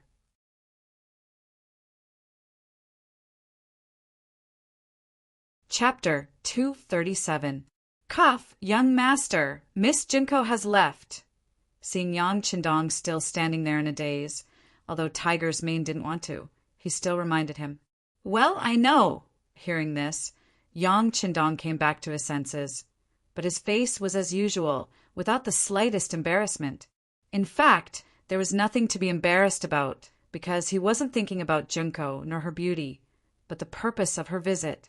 Because in the history he knew, there didn't seem to be such a woman. But she still came, which could only mean one thing, that history has changed, and his advantage of foresight has gradually been lost. In fact, in history, although there was a person called Junko, she didn't come to the Ming dynasty. At that time, although the Ming dynasty defeated the Walla, it was a narrow victory, and such a record certainly didn't attract the admiration and respect of others. So Junko didn't come to the Ming dynasty. All of this changed because of the appearance of Yang Qindong. Tiger's Mane informed the Security Bureau to investigate the Japanese diplomatic mission. If necessary, spend a lot of money to buy 1 or 2 people. It was precisely because he knew that the advantage of foresight was gone, that Yang Qindong needed to deal with everything carefully. Young master, don't worry, Tiger's Mane said confidently. In their eyes, a small country like Japan was just a pirate, not worthy of being treated seriously. This was all because he didn't know that the invasion of Japan would happen hundreds of years later, and he didn't know what kind of ambitions the country on this island would have in the future. But Yang Qindong knew. Instinctively, he never underestimated this country and its people, so he paid special attention to anything related to them. With the order of the 6th young master, the Security Bureau quickly and effectively operated. Soon, they bribed a cook from the Japanese diplomatic mission with a large sum of money. From the cook, they not only learned about Junko's situation, but also made a rough outline of the political situation in Japan. The information was sent to Yang Qindong's study early the next morning, and after the 6th young master spent a lot of effort to deal with Huyen and the other girls, he saw the latest information on the table. Junko's appearance naturally couldn't be hidden from Huyen and Xiaoyin, the 2 girls who stayed in the manor. In fact, Yang Qindong didn't need to hide it from them. It was precisely because of this that Huyen and Xiaoyin felt a sense of crisis when they heard that a beautiful girl who was only 15 or 16 years old had appeared outside the Yang family manor and met with the 6th young master. After some discussion, they immediately notified Madame Shui and Madame Xiang, who were still in the capital, who were editing the program. That night, they had a fierce battle with Yang Qindong, but the 6th young master, who was in peak condition, was not afraid of them and just spent a little more time and effort to deal with them. In the morning, Yang Qindong saw the information on the table, and it gave him a general understanding of the current situation in Japan, and at the same time he quickly came up with a way to deal with it. Once, the non-mainstream crosstalk actor Guidigang said, "Give me 3,000 urban management and I can flatten Tokyo."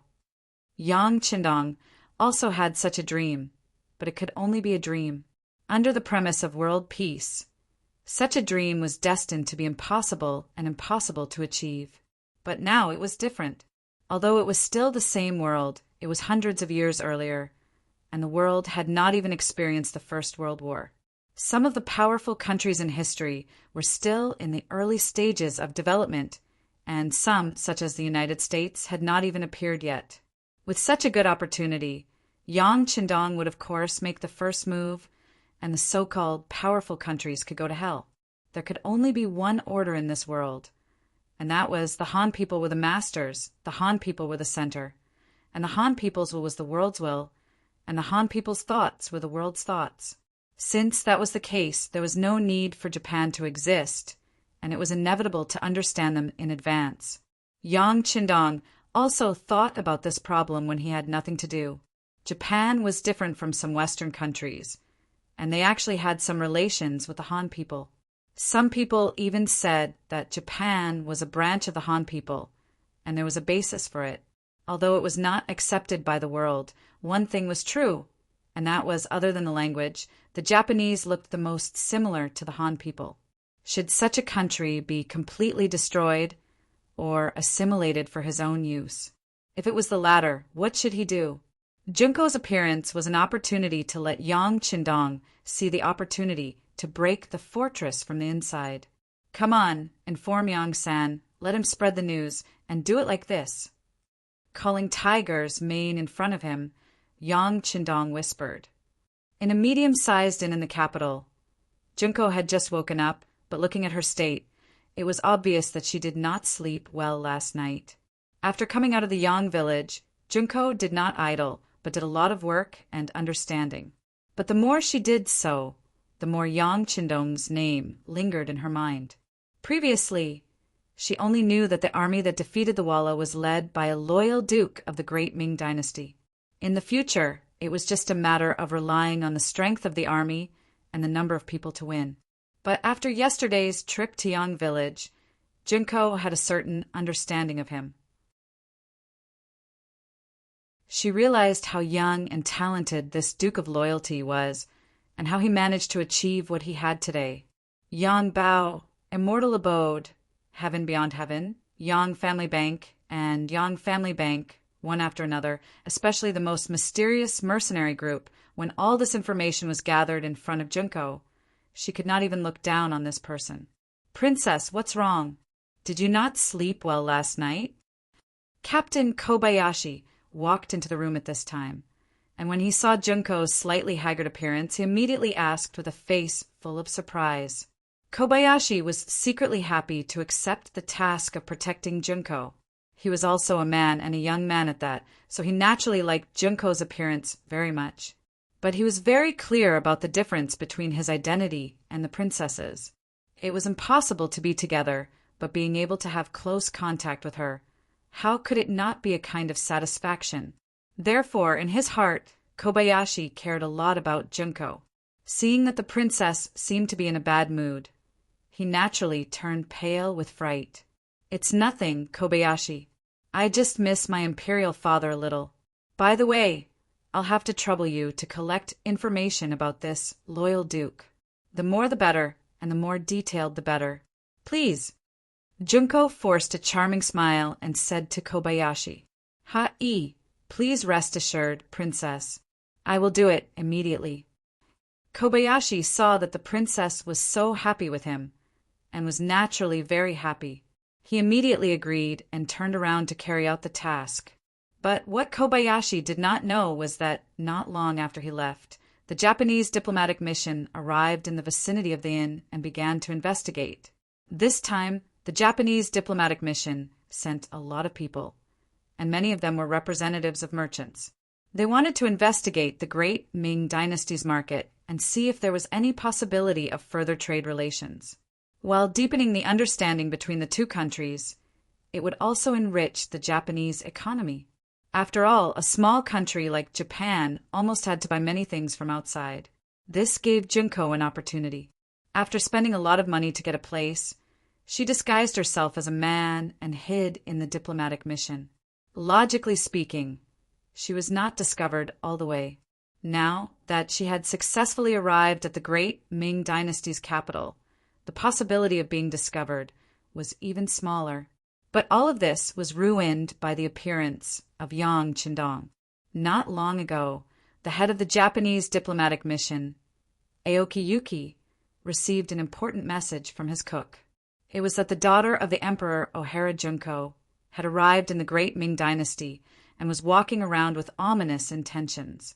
When he received this news, Aoki Yuki's face was naturally full of disbelief. He was the confidant of General Ashikaga Yoshimasa, which was why he was able to get such a good job. But if he let the general know that the princess was also in the diplomatic mission and was in contact with the higher-ups of the great Ming dynasty, his life would be in danger. Therefore, regardless of whether the news was true or false, Aoki Yuki had to investigate the matter clearly. If he believed that Princess Junko was really in the great Ming dynasty, then there was no need to say anything. He had to kill her. First, to eliminate future troubles, and second, to create a gap between the great Ming dynasty and the emperor of the great Ming dynasty. If there was a murder case, it would be even more difficult to unite them. The emperor would have to rely on the power of General Ashikaga Yoshimasa. Only in this way could the general's position be unshakable. Aoki Yuki made a decision and immediately called his guard, Iwaishang, to report the news. At the same time, he also ordered an investigation. If the situation was true, he could deal with it on the spot. After receiving the order, Iwaishang brought people to the inn. After investigating, they really found out that Junko was in the inn. While Iwaishang was shocked, he reported the news to the higher-ups and informed the head of the diplomatic mission, Aoki Yuki. After some discussion, they decided to take action while it was dark. They had to kill Junko and the others in the capital of the great Ming dynasty. Through the cook who was bribed with money and the observation of the Security Bureau spies, Yang Qindong easily determined the decision and mission of the Japanese diplomatic mission. He immediately laughed. Very good, the young master naturally won't let go of the opportunity. A hero saving a beauty? This young master likes it very much. Immediately after Yang Qindong's side, he also made a careful arrangement. In the evening, Xiao Lin, who had been running around all day, rushed back with a few guards. According to the instructions of Princess Junko, they collected a lot of information about Yang Qindong.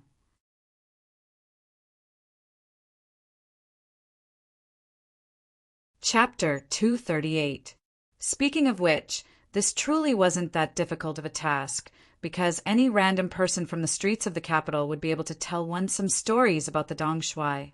Bringing a lot of information back to the inn, Kobayashi handed it over to Junko. When he saw the happy expression on her face, he felt that his efforts today weren't in vain. Only now did he have time to eat something to fill his stomach. Just as Kobayashi was about to start eating, a trusted guard came in from outside the door. "Captain, the situation outside doesn't seem right. I keep feeling that there's a pair of eyes watching us in the dark." "What?" Throwing away the food in his hand, Kobayashi turned around and looked at the guard who came to report the news with a shocked face. He believed in the ability of his subordinates, and there were some things that he wouldn't say casually. Even if he said it, he should be able to find something. At this moment, he didn't want to eat anymore. Instead, he turned around and walked out of the kitchen, went to a corner of the small courtyard, and began to close his eyes and sense. Kobayashi was originally a guard of the royal family. Because of his outstanding performance, he was arranged to protect the safety of Princess Junko. His strength wasn't weak, and he even came from a ninja family. It was precisely because of this that he quickly sensed something different and a vague sense of danger. Ninjas sometimes have a very strong sixth sense and a kigami, and the others aren't that strong, so Kobayashi quickly felt the danger. When he learned that he was being watched, Kobayashi didn't panic. This was originally within his expectations. With so many people, and the princess was so beautiful, it was difficult not to be discovered. But he didn't expect it to be so fast. It was precisely because he was prepared that Kobayashi calmly came to the young master's room. At this time, Junko was looking down at some information about Yang Qindong. When she saw the guard captain suddenly appear, She was a little surprised. Kobayashi, don't you need to rest? Why are you here? We don't need you now, go rest. Princess, we've been discovered. There are many unfamiliar faces outside the inn. It's very likely that they were sent by Ambassador Aoki. I think we need to move. Xiao Lin said in a slightly anxious voice, his eyes filled with determination. Junko was like a goddess in Kobayashi's eyes. As long as he was still alive, he would never let anyone hurt the princess. He swore. What? Junko said in Japanese in surprise, and then a hint of nervousness appeared on her face. Originally, according to Junko's plan, the danger was only on the voyage from Japan to the Great Ming Dynasty. As long as she safely arrived at the Great Ming Dynasty, she could reveal her identity and then propose marriage to the Great Ming Dynasty's emperor. At that time, whether she chose a prince or even the Great Ming Dynasty's emperor, she would not have to worry about her safety. However, because she had no understanding of the situation in the Great Ming Dynasty, she didn't know until she came to the capital. Although the Great Ming Dynasty's emperor had a prince, he was still in his infancy, and it was impossible to arrange a marriage. As for the Great Ming Dynasty's emperor Zhu Qiyu, although he was very young, he didn't have any deep foundation. In addition, there were many concubines in the palace. Even if he wanted to arrange a marriage, it would be difficult for him to provide any help to Japan in a short time. Not to mention that the Great Ming Dynasty was now ruled by 2 emperors. She hadn't even solved her own problems. It was even more difficult to get support. The marriage didn't seem to be feasible, so Junko didn't immediately reveal her identity, which also made her safer.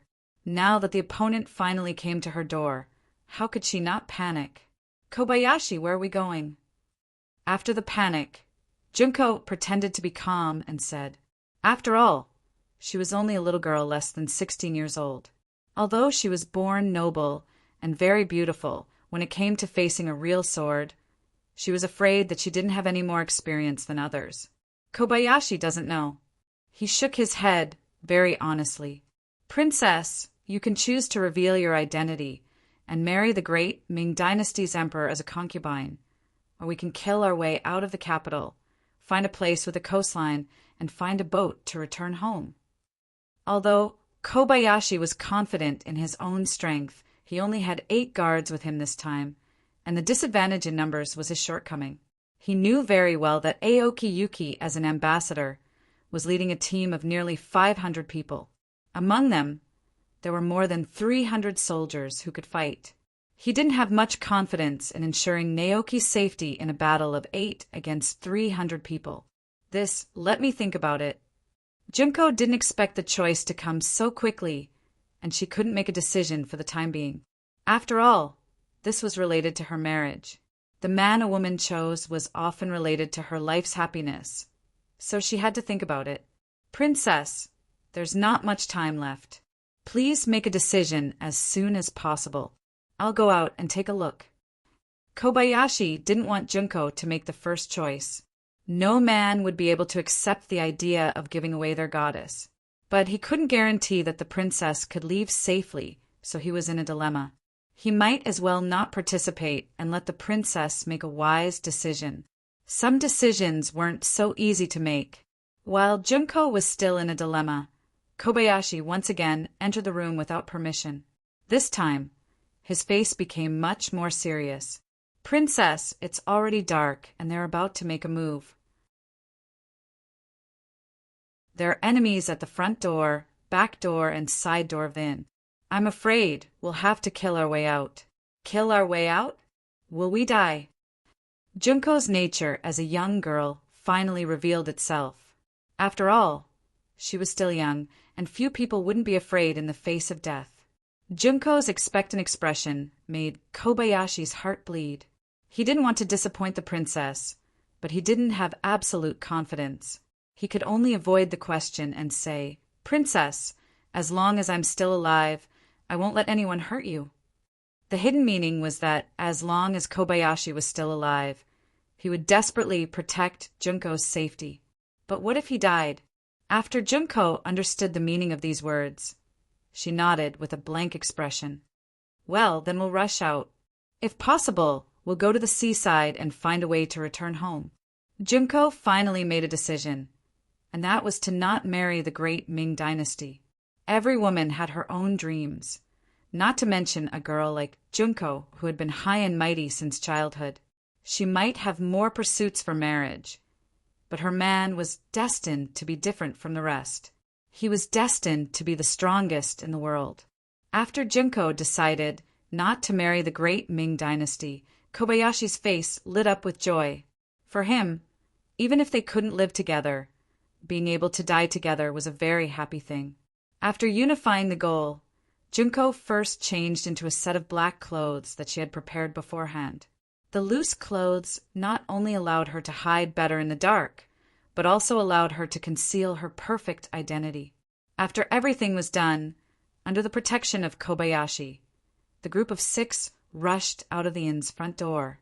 As expected of a guard who had once stayed in the imperial family, Kobayashi didn't choose to blindly attack. Instead, he sent 2 of his team members to rush out of the back door, and another 2 to rush out of the side door, creating an illusion that they were about to break out of the encirclement. Then, he led the remaining 4 guards to protect the princess from the front door. The reason why they chose the front door was because it was on the street. From here, they could see the soldiers of the military office patrolling the area. Although these people might not necessarily help them, they could at least deter the enemy. Under the leadership of Kobayashi, the 6 people rushed out of the inn's front door. What greeted them was a rain of short arrows. He saw Kobayashi holding a ninja sword and constantly waving it in front of him. One after another, the arrows hit the blade, making crackling sounds before falling to the ground. Hurry up and rush out. Seeing that the enemy had even used bows and arrows, Kobayashi knew that the situation was more serious than he had imagined. These people had no scruples at all. They just wanted to kill the princess. A wave of arrows was blocked by Kobayashi and his team. The price they paid was that one of the guards was injured by an arrow and lost the ability to move quickly. However, at this time, Kobayashi didn't have time to check the injuries of his brothers. What he had to do now was to take advantage of the enemy's second wave of attacks to leave this place as soon as possible. The farther the better. Follow me. Rush out of here. Before he could finish his words, 4 figures suddenly appeared in front of him. They appeared like ghosts, and then 4 ninja swords slashed toward him. For ninjas, facing such opponents, Kobayashi was shocked. At the same time, he stomped his feet on the ground and jumped into the air. He shouted in Japanese, "Protect the princess!" Kobayashi couldn't help but be surprised. He originally thought that Ambassador Aoki Yuki only sent samurai. Although they were difficult to deal with, they still had a chance of survival. But now, seeing ninjas who were famous for being good at assassination, he knew that this time he was afraid that things were not looking good for him. Although the strength of the 4 ninjas was not as good as his, after all, there were too many opponents. If it was just to protect himself or even escape, Kobayashi still had some confidence. But his duty was to protect the princess, which was very difficult to accomplish. Kobayashi, who was in the air, quickly flashed through his mind, but at the same time his empty left hand was not idle. When he reached into his pocket and took out a few ninja darts in his hand. Swish! With a wave of his left hand, the darts were thrown out with great force. They flew straight toward the 4 ninjas who were chasing after him. Kobayashi, whose strength was far higher than ordinary people, successfully pierced the throat of a ninja. One of the 4 opponents was killed. However, Kobayashi was not happy at all because he had noticed that the 3 men who were protecting the princess had been surrounded by a group of black-clothed samurai. The princess, who was surrounded in the middle, was pale. She was like a small boat in the sea, which could capsize at any time.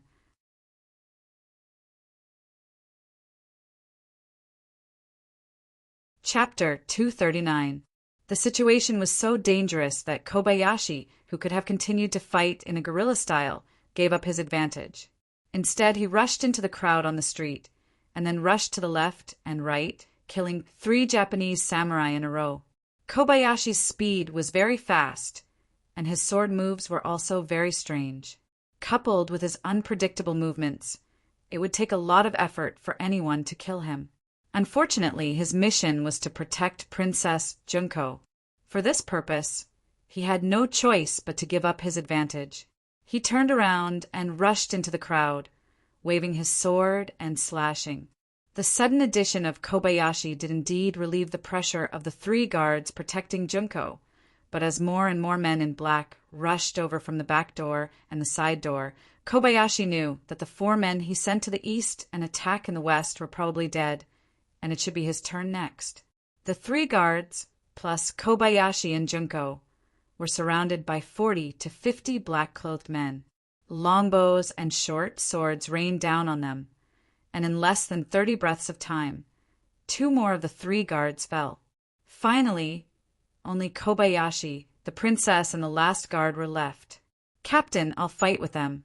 Please protect the princess and rush out." The last guard saw no hope. After shouting at Kobayashi, he rushed out. However, when he was still halfway out, his chest had been hit by 3 arrows. Then, with his eyes wide open, his body leaned back and fell heavily to the ground. Ah! Seeing the death of her bodyguard at such a close distance, Junko, who had always been calm, finally screamed out in horror. In the dark night, her cry was like the cry of an oriole. It was so different and so amazing. "Who is it?" Perhaps it was because of the shout, or perhaps it was not time for her to die. A thunderous voice sounded, and suddenly a group of people appeared on the other side of the street, slowly approaching. Captain Akaze, who was leading the team, saw that the target was close at hand and the mission was about to be completed. Suddenly, another group of people came from behind. His eyes showed that he was unwilling to give up. "Come on, rush up, kill the target, and then retreat." Akaze thought that there was still some distance between the 2 sides. As long as he was given time, killing the princess and Kobayashi was just a matter of raising his sword. Qi Shang's idea was not wrong. At a distance of a few dozen meters, he did have the opportunity to make a move. Unfortunately, he didn't know who was approaching in the dark. If it was daytime and he could see the luxurious carriage clearly, he wouldn't think so. For no other reason than the fact that the owner of this luxurious carriage was known to everyone in the capital. The Duke of Loyalty, Yang Qindong. It was Yang Qindong who was passing by. As for whether it was intentional or not many people knew. The important thing was that Yang Qindong had indeed appeared here and allowed his servant, Beta Persei, to yell at him first. But after he shouted, the other party had no intention of stopping. This infuriated Beta Persei. "Young master, these people won't listen to our advice. Should we attack? Please give the order." "Attack!" Yang Qindong's emotionless voice came from the luxurious carriage. Standing on the street were all Japanese samurai and ninjas. He wouldn't feel the slightest bit of heartache, no matter how many of them died, nor would he show any mercy. Standing on both sides of the carriage, a row of Lung Feng had been waiting for this order for a long time. When they heard the word 6th young master, the 30 people of Lung Feng started a shooting competition by themselves. The reason why it was called a competition was because the 3 classes were competing with each other to see who could achieve more. Bang, bang, bang. In the dark night, the sound of gunshots was so deafening and earth-shattering. Along with the sound of gunshots, a dazzling red light flashed like a meteor, and the Japanese samurai standing dozens of meters away fell to the ground one by one. "Princess, get down." Seeing the red light coming, Kobayashi instinctively hugged Junko and threw himself to the ground. But he didn't know how superfluous this action was. The Lung Feng had already received the order not to hurt the princess. With night vision goggles, how could they hurt Junko in the dark? Bursts of gunshots sounded like firecrackers being ignited. After 2 waves of continuous attacks, there were no more samurai standing on the street. In a short time, except for a few people like Ikegami who reacted very quickly and escaped at the first time. The other Japanese samurai present on the scene were all killed. Clean up the battlefield. Seeing that the scene became silent after a burst of gunshots, Tiger's Mane replaced Yang Qindong and shouted the order. For a time, 30 Lung Feng and Chiu Vi's first guard began to move forward in a searching manner. In the process of moving forward, there were gunshots from time to time.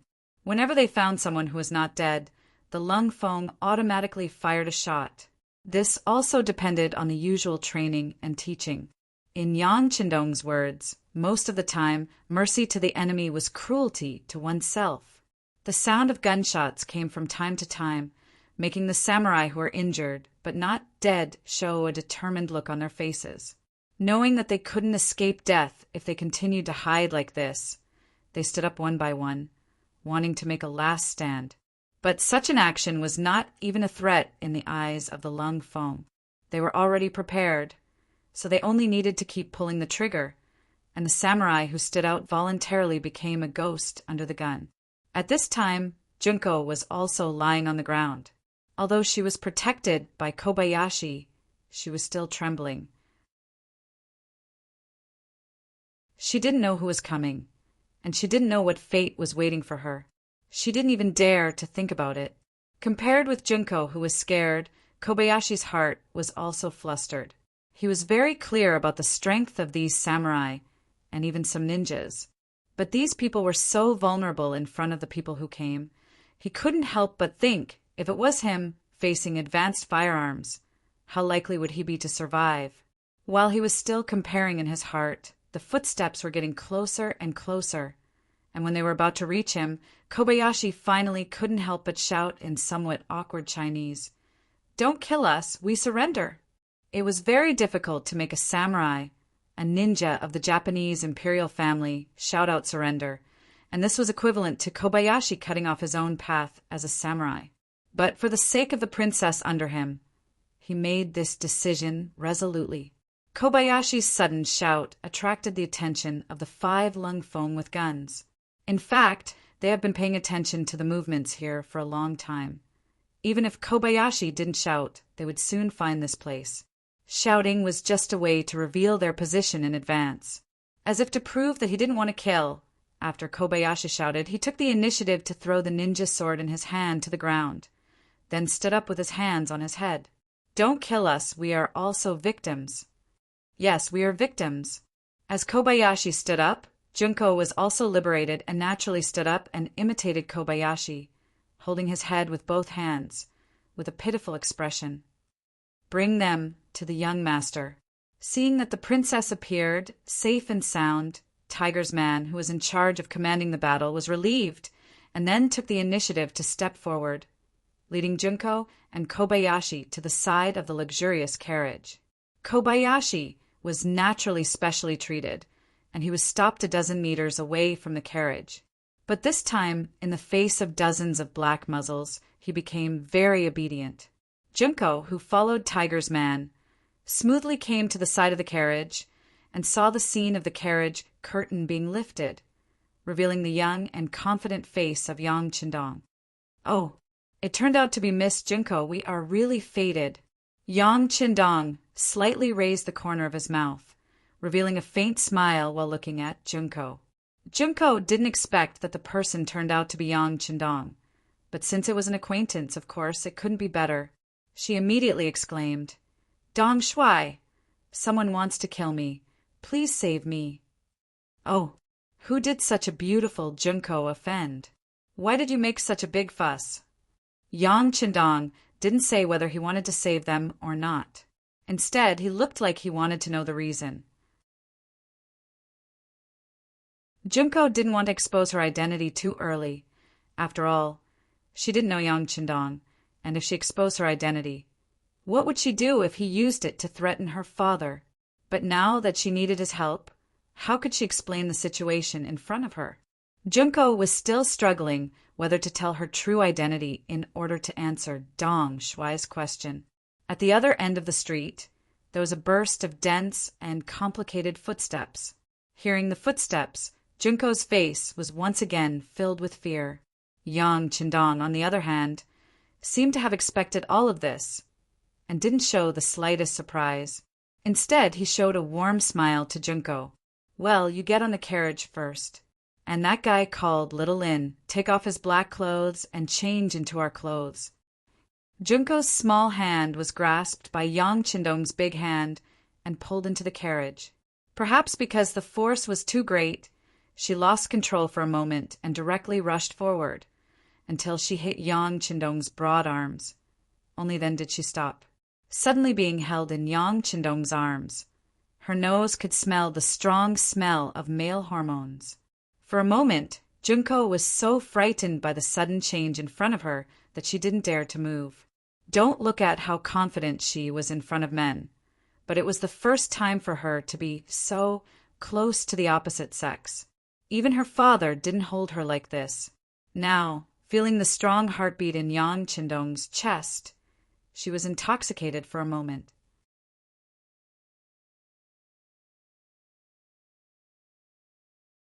Chapter 240. Yang Chindong didn't feel anything wrong for Junko to throw herself into his arms. He just thought that he had used too much strength just now. This was caused by his underestimation of Junko's body weight. Junko still had a confused expression on her face as she hid in Yang Chindong's arms. A group of people had arrived in front of the carriage a dozen meters away. When these people saw the corpses on the ground and the smell of blood, they instinctively raised their short swords and spears in their hands. The atmosphere instantly became cold and solemn. "Who are you?" the general leading the group asked in a nervous tone. In his hand, he was holding a fireball that could be fired into the air at any time. As long as the fireball was in the air, this area would quickly be surrounded by the Ming army.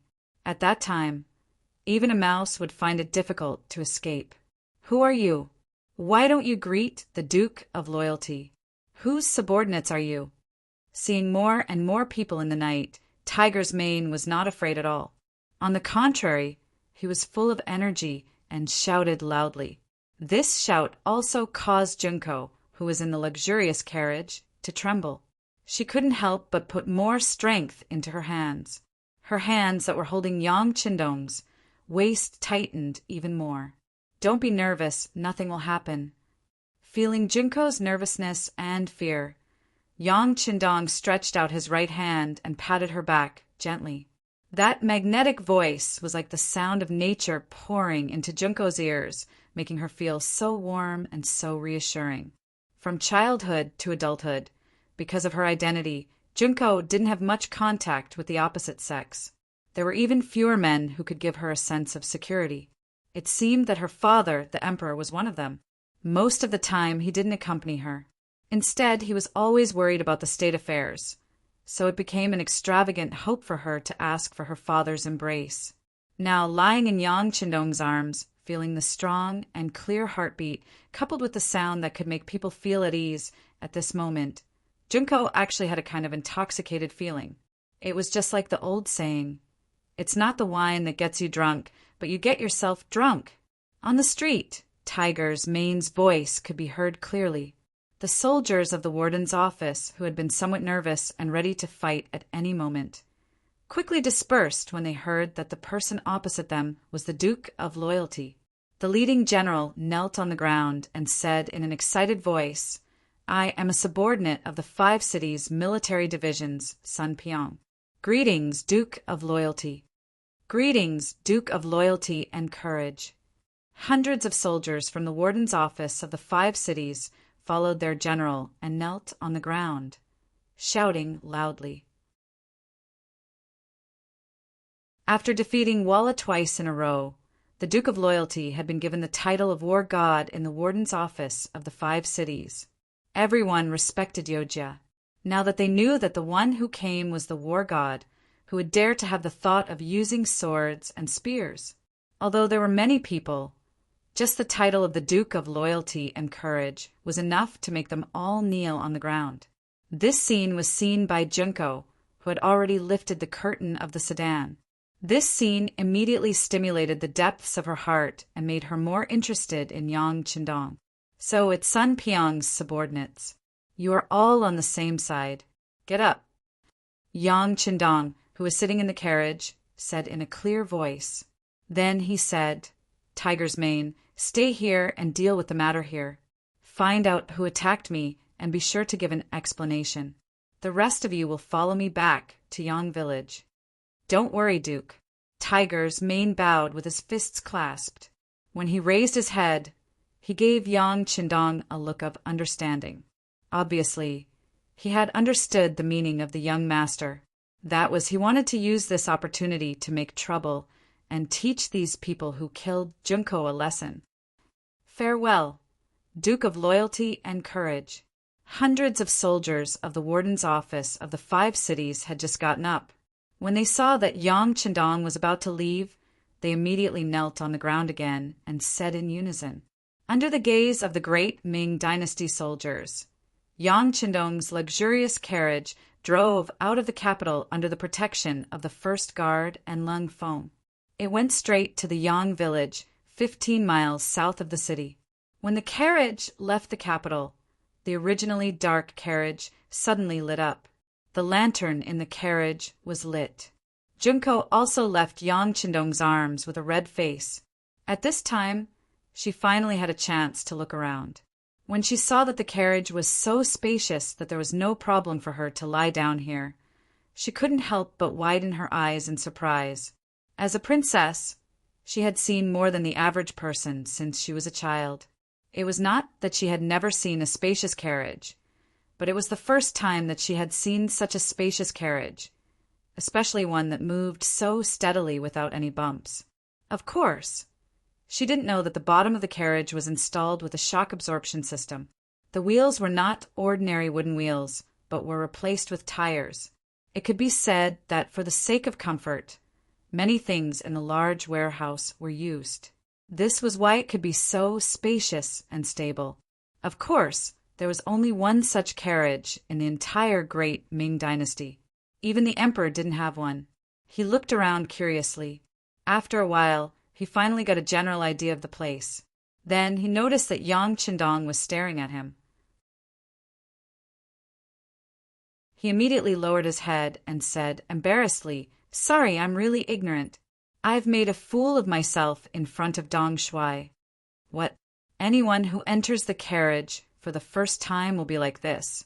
It's not strange. Yang Qindong shook his head and said indifferently, What? Did a lot of people enter the carriage? I don't know who they are. Junko asked curiously, but she was afraid that only she knew what she was thinking. There are several people. My 4 wives have stayed here before, and my 7th sister. Yang Qindong seemed to think for a moment, and then answered unhurriedly. When she heard Yang Qindong say that he already had 4 wives, Junko's eyes showed a trace of struggle. She seemed to be entangled with something, but her good psychological quality made her quickly return to normal. Is that so? Dong Shuai already has 4 wives. It's really enviable. Haha, that's not bad. Many people say the same thing. Yang Qindong laughed, as if having 4 wives was something to be proud of. After laughing, he asked curiously, Miss Junko, I saved you today. Can you tell me why those people wanted to kill you? Didn't I say it before? I was born in a merchant family, and these people came for money. Fortunately, Dong Shuai passed by here and saved this little girl's life. Junko didn't even blink when she lied. She just opened her mouth. All of this was something she had thought out after entering the carriage. Before she had a complete understanding of Yang Qindong, she would not easily reveal her identity. So that's how it is. In that case, those killers were killed by my servants and guards. You should be safe now, so it's better to say goodbye. Yang Qindong saw that Junko didn't speak the truth, so he didn't point it out, but said very casually. It was as if saving her was really a casual thing for him. Yang Qindong's sudden words suddenly made Junko's face change. Just a moment ago, she was thinking about how to get out of this carriage and leave Yang Qindong. She didn't believe that a person who could marry 4 wives could ignore her beauty. But before she could say anything, he took the initiative to ask her to leave. She achieved her goal so easily which made Junko somewhat uncomfortable and gave birth to another idea. This was the wilderness. If she got off the carriage, where would she go? If the killers were following her, they wouldn't be so lucky to meet Yang Qindong. Since it was dangerous to leave here, why not follow Yang Qindong back to the Yang family manor? Although there might be other dangers, it was better than losing one's life. Thinking that Yang Qindong was a loyal duke of the great Ming dynasty, he shouldn't do things that were difficult for her. Junko instantly made a decision. When she looked at the sixth young master, there was a trace of obvious gentleness in her eyes. Dong Shuai, this little girl is alone. You can't really leave me here. It's so dark outside, I will be scared. How can you be alone? Don't you have a guard? You can rest assured that I will leave him to protect you. Yang Qindong pretended to be puzzled and said, hearing that Yang Qindong misunderstood her meaning. Junko was ashamed and angry at his ignorance, but she still continued to explain. Dong Shuai, Junko didn't mean that. I mean, it's dark outside, I will be scared. It's better to let me rest in the Yang family manor for a night. It won't be too late to continue tomorrow. Oh, you want to go back to the Yang family manor with me? It's just that my 2 wives are in the manor.